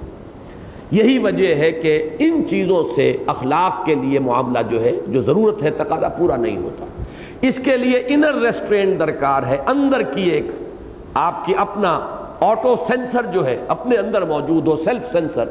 اور وہ ہے آخرت کا یقین۔ بدلہ مل کر رہے گا، پورا پورا بدلہ۔ فَمَن يَعْمَلْ مِثْقَالَ ذَرَّةٍ خَيْرًا يَرَهُ وَمَن يَعْمَلْ مِثْقَالَ ذَرَّةٍ شَرًّا يَرَهُ، جس کے بارے میں سورہ کہف میں نقشہ کھینچا گیا ہے۔ جب وہ اعمال نامہ لا کر رکھ دیا جائے گا، وَوُضِعَ الْكِتَابُ فَتَرَى الْمُجْرِمِينَ مُشْفِقِينَ مِمَّا فِيهِ وَيَقُولُونَ يَا وَيْلَتَنَا مَا لِهَذَا الْكِتَابِ لَا يُغَادِرُ صَغِيرَةً وَلَا كَبِيرَةً إِلَّا أَحْصَاهَا وَوَجَدُوا مَا عَمِلُوا حَاضِرًا وَلَا يَظْلِمُ رَبُّكَ أَحَدًا۔ یہ یقین پیدا اگر ہو جائے تو اب آدمی خود پھونک پھونک کر قدم اٹھائے گا، زبان سے کوئی حرف نکالنے سے پہلے خود تولے گا کہ صحیح بات کہہ رہا ہوں کہ نہیں کہہ رہا، مجھے کہنے کا حق حاصل ہے کہ نہیں ہے۔ ما یلفظ من قول الا لدیہ رقیب عتید، جو قول بھی نکلتا ہے، جو لفظ بھی زبان سے نکل رہا ہے، اس کو تو لکھنے والے موجود ہیں، ریکارڈ ہو رہا ہے۔ تو یہ ہے یقین آخرت کا۔ وہاں کہا گیا اس کو 3 آیات میں۔ اس سورہ مبارکہ میں یہ مضمون اب ایک تمثیل کے پیرائے میں آ رہا ہے، اس لیے کہ ظاہر بات ہے قرآن جب نازل ہوا ہے تو وہ ایک کمتر سطح کے بھی لوگ تھے کہ جو ان 3 آیات کے اندر جو کچھ مضمر ہے شاید اسے پورے طور پر نہ سمجھ پاتے۔ ایک حکایت کے انداز میں، ایک تمثیل کے انداز میں، ایک عام فہم واقعے کی صورت میں وہ چیز ایسی کہ جو ان کے سامنے شب و روز ہوتی ہے، اس پیرائے میں اسی حقیقت کو بیان کیا جا رہا ہے۔ تو سورہ علق کی ان 3 آیات کی ایک تمثیل کے پیرائے میں تشریح اور تفسیر ہے جو اب اس رکوع کے بقیہ حصے میں آ رہی ہے۔ اس کے لیے پہلے سے سمجھ لیجئے، پھر ہم تیزی کے ساتھ ترجمہ کریں گے، بات واضح ہو جائے گی۔ دیکھیے، جب انسان کے فرض کیجئے ایک شخص مانتا ہی نہیں آخرت کو، یا اللہ کو بھی نہیں مانتا،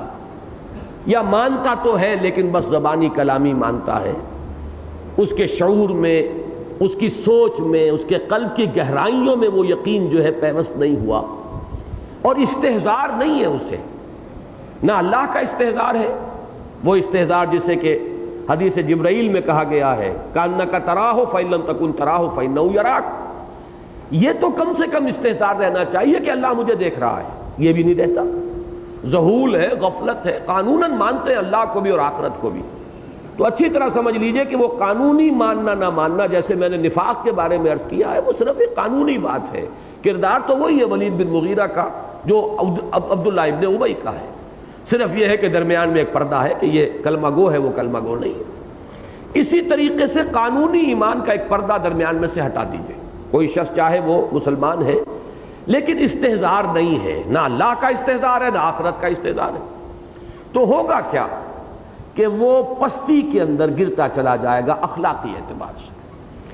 ایمان نہیں ہے تو اس کا اثر جو مترتب ہوگا وہ اخلاق پر ہوگا۔ اس کو تمثیل کے پیرائے میں بیان کیا جا رہا ہے، جو وہاں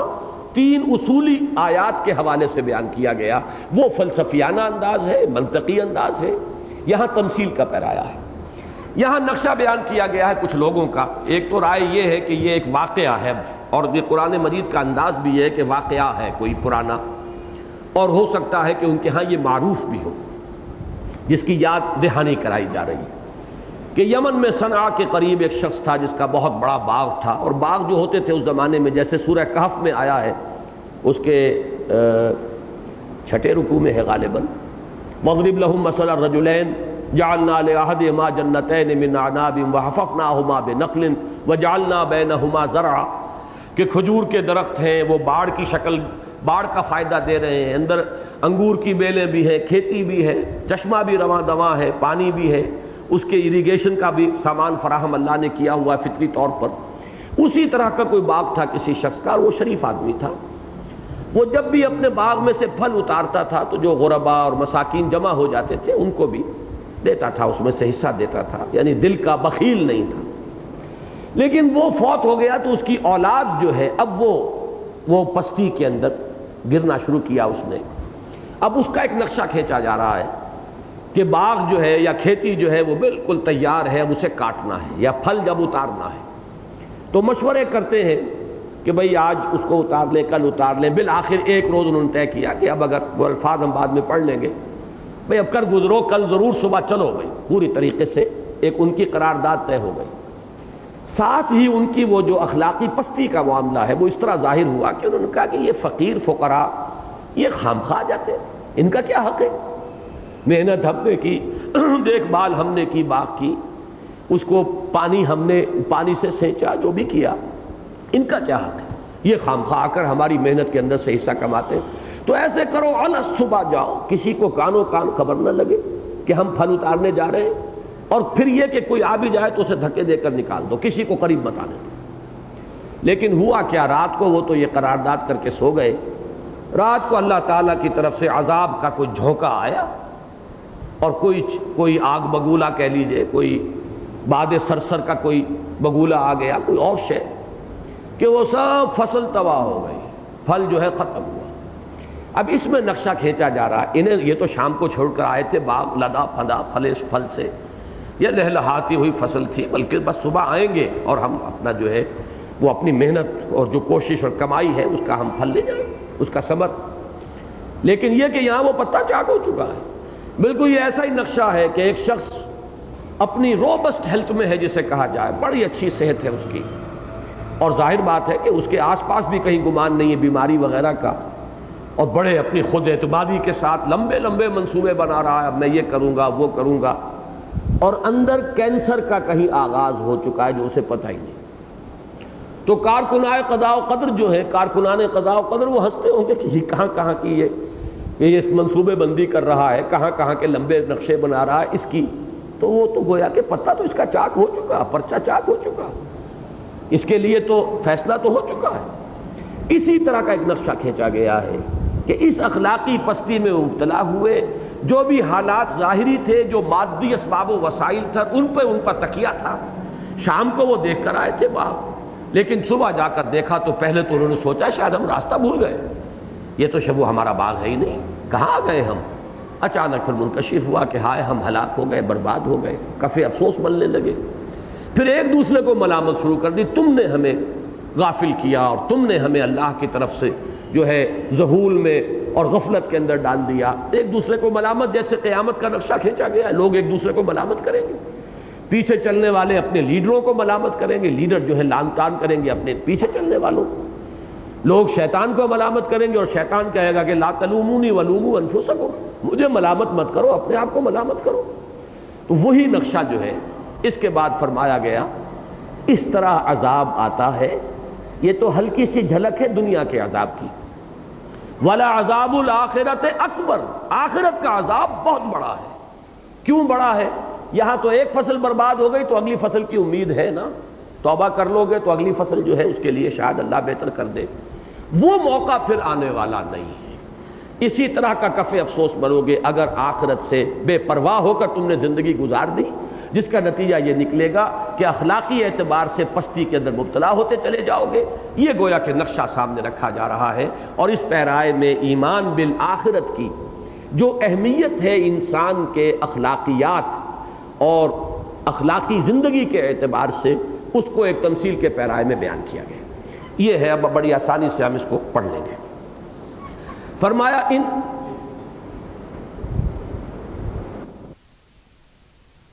فرمایا انا بلوناہم کما بلونا اصحاب الجنہ، ہم نے ان کو آزمایا ہے جیسا کہ ہم نے آزمایا تھا باغ والوں کو. اس بلوناہم سے ایک رشتہ جوڑ لیجئے اس سورت کا جو سورہ ما سبق تھی، یعنی سورۃ الملک. یہی ابتلا جو ہے، یہ فلسفہ ہے انسانی زندگی کا جو اس دنیا میں انسان گزارتا ہے. حیات دنیاوی کا فلسفہ کیا ہے؟ خلق الموت والحیات لیبلوکم ایکم احسن عملا. اس نے زندگی اور موت پیدا کی تاکہ وہ تمہیں آزمائے، جانچے، پرکھے کہ کون ہے تم میں سے اچھے عمل کرنے والا. وہی لفظ ہے یہ انا بلوناہم. بعض حضرات نے اس کو جوڑا ہے سابقہ جو کردار بیان ہوا ہے اس کے ساتھ، اور اس سے ایک دلیل لی ہے کہ یہ کسی خاص معین شخص کا ذکر نہیں تھا، بلکہ یہ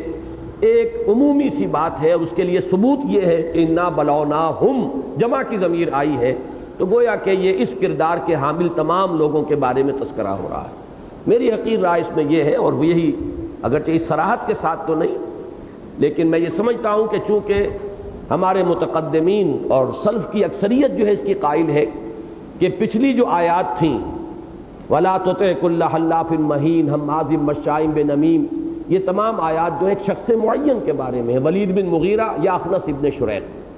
تو میرے نزدیک یہاں سے در حقیقت ایک بالکل نیا مضمون شروع ہو رہا ہے. جیسے کہ وہاں پر بھی سورہ علق میں ہم دیکھیں گے 3 مضمون بالکل علیحدہ علیحدہ، اسی طریقے سے سورہ مدثر میں 3 مضمون علیحدہ علیحدہ. ان کا باہمی ربط جو ہے ان صورتوں کے تقابلی مطالعے سے سامنے آتا ہے. یہاں پر فوری طور پر ان آیات کا ربط جو ہے وہ تلاش نہیں کرنا چاہیے.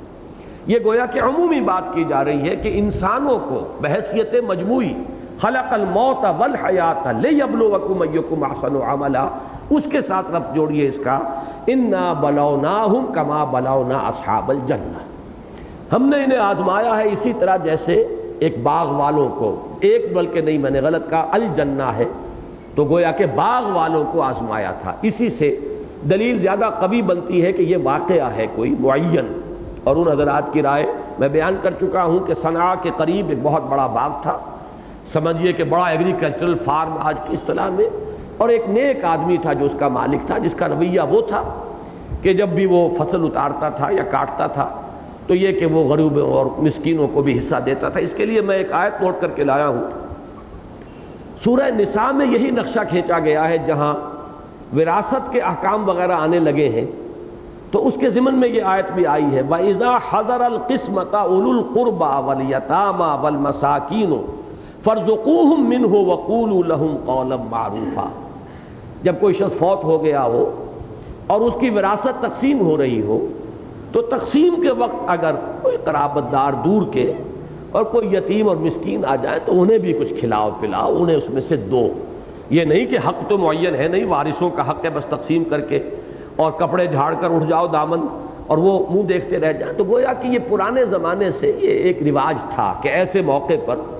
کچھ آ جاتے تھے حاجت مند لوگ بھی کہ شاید کچھ ہمیں بھی دے دیا جائے. تو اس کا نقشہ اس آیت میں موجود ہے کہ ایسا نہ کرو وَلْيَخْشَ الَّذِينَ لَوْ تَرَكُوا مِنْ خَلْفِهِمْ ذُرِّيَّةً ضِعَافًا خَافُوا عَلَيْهِمْ فَلْيَتَّقُوا اللَّهَ وَلْيَقُولُوا قَوْلًا سَدِيدًا. ڈرتے رہنا چاہیے کہ کہیں یہ وقت مجھ پر بھی آ سکتا ہے،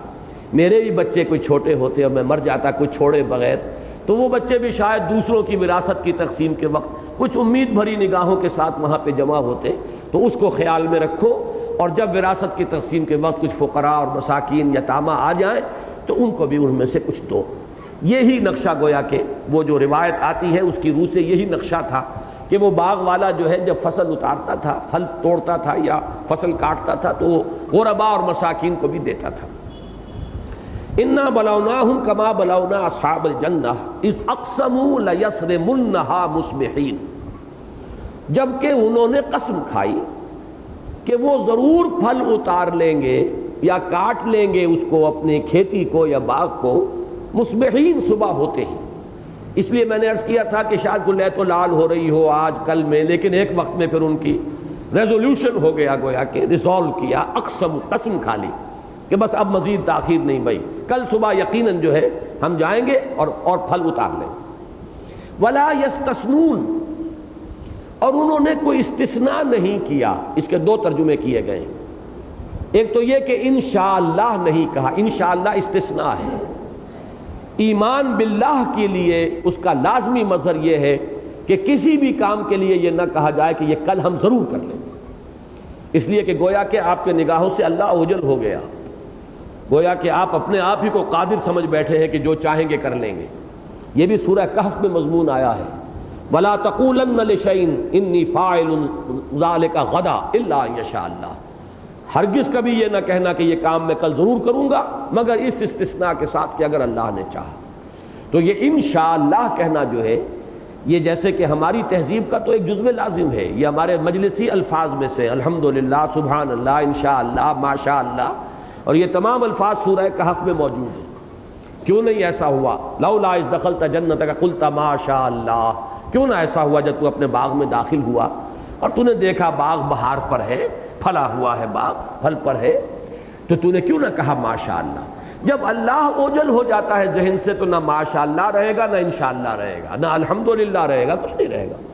یہ گویا کہ ان کے اللہ تعالیٰ سے بھی ذہنی اعتبار سے یعنی عدم استحضار باری تعالیٰ کی ایک نشانی ہے کہ انہوں نے انشاءاللہ نہیں کہا۔ اور دوسرا ترجمہ یہ کیا گیا ہے کہ انہوں نے یہ طے کیا تھا کہ ہم پورا کا پورا پھل لے آئیں گے، اس میں سے کچھ نہیں چھوڑیں گے، کسی غریب کو مسکین کو کچھ نہیں دیں گے۔ تو یہ بھی ہو سکتا ہے اس کے معنی ولا یستثنون، استثناء نہیں ہوگا، سارا پھل ہم لے آئیں گے۔ فطاف علیہا طائف من ربک وہم نائمون، طافہ پھر گیا، طواف کرنا، تو پھر گیا اس پر ایک پھرنے والا تیرے رب کی جانب سے، اور جبکہ وہ سو رہے تھے، ابھی تو وہ آرام سے سو رہے ہیں، پورا قرارداد کر لی ہے، صبح جانا ہے، جلدی اٹھنا ہے، بھائی تم مجھے اٹھانا، اور آج کل ہم کہیں گے الارم لگا دو فلاں وقت کا، اور جو ہے سب کو جگانا تاکہ نکلنا ہے، تو یہ نقشہ ان کا ہے۔ لیکن یہاں یہ ہوا ہے کہ راتوں رات ہی، طائفن سے مراد ہے بلاؤن طائفن، کوئی ایسی بلا جو پھر گئی، کوئی بگولہ آیا جو اس کو جلا کر بھسم کر گیا۔ فطاف علیہا طائف من ربک وہم نائمون، جبکہ وہ سوئے ہوئے تھے۔ فاصبحت کالصریم،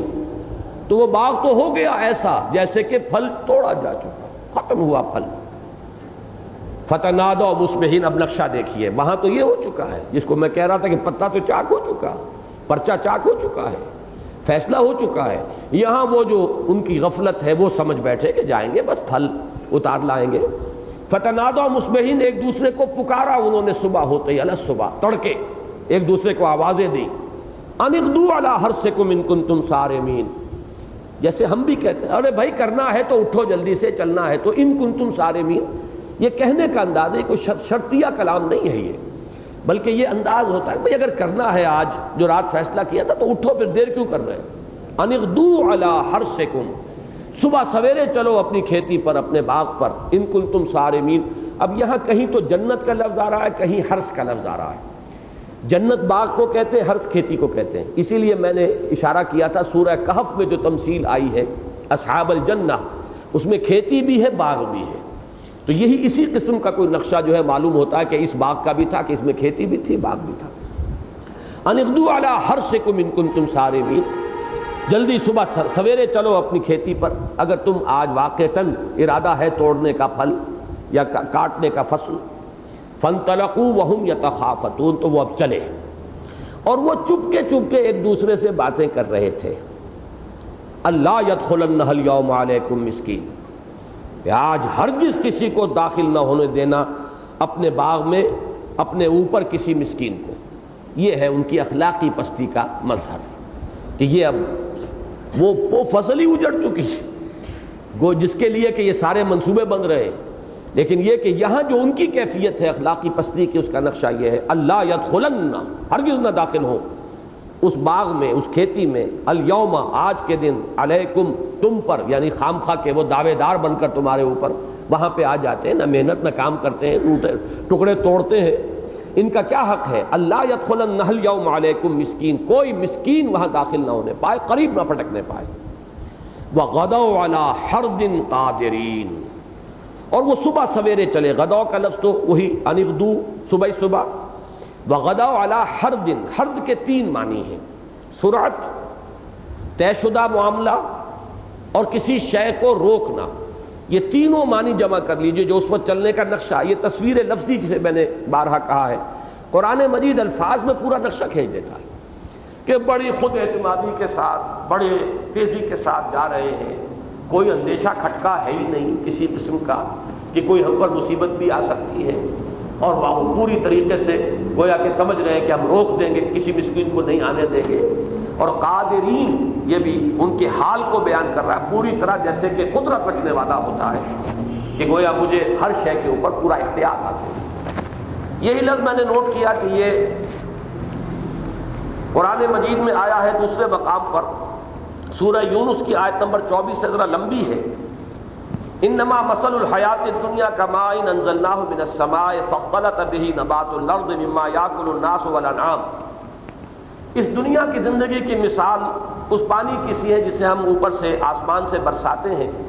تو اس سے زمین کی روئیدگی جو ہے اس سے نکل کر باہر آ جاتی ہے، جسے انسان بھی کھاتے ہیں اور چوپائے بھی کھاتے ہیں. اب یہاں فرمایا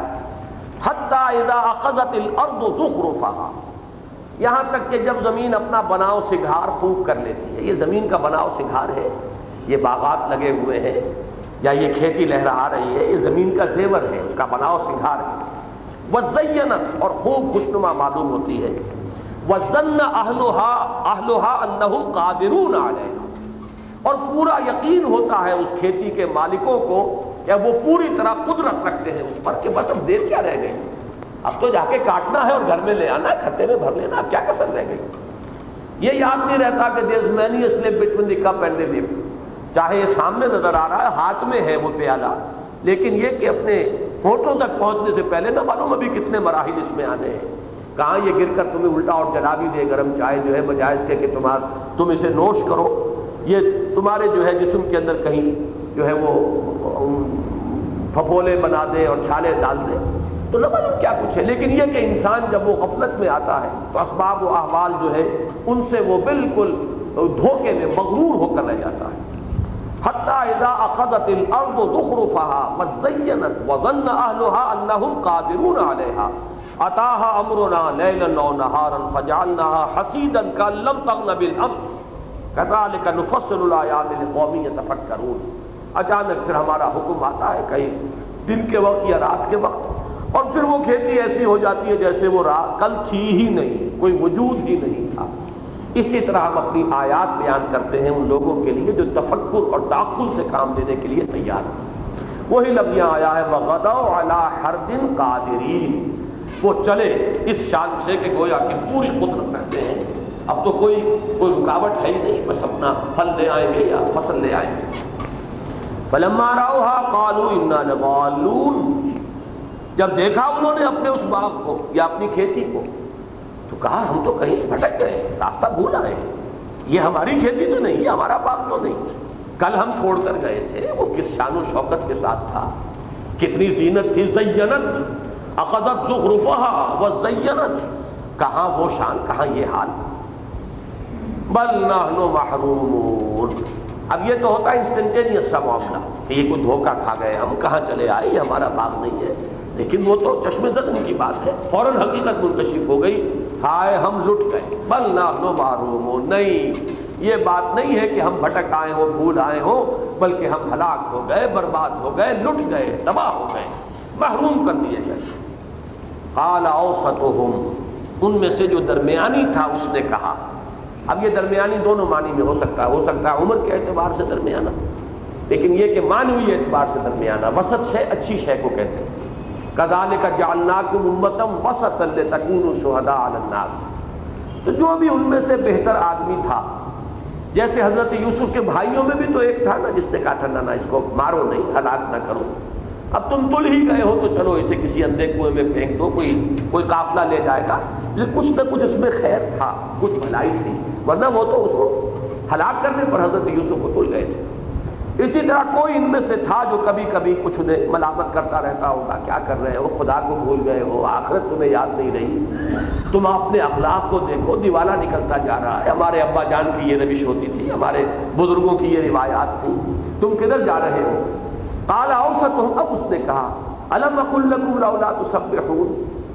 کیا میں آپ لوگوں سے نہیں کہا کرتا تھا کیوں نہیں تسبیح کرتے؟ اب تسبیح کرنے میں گویا کہ اللہ کی یاد، اللہ کو یاد رکھنا، اللہ کی تسبیح کرنا، یہ اس پورے کے پورے ذکر الہی کا احاطہ یہاں پر اس ایک لفظ سے ہوگا۔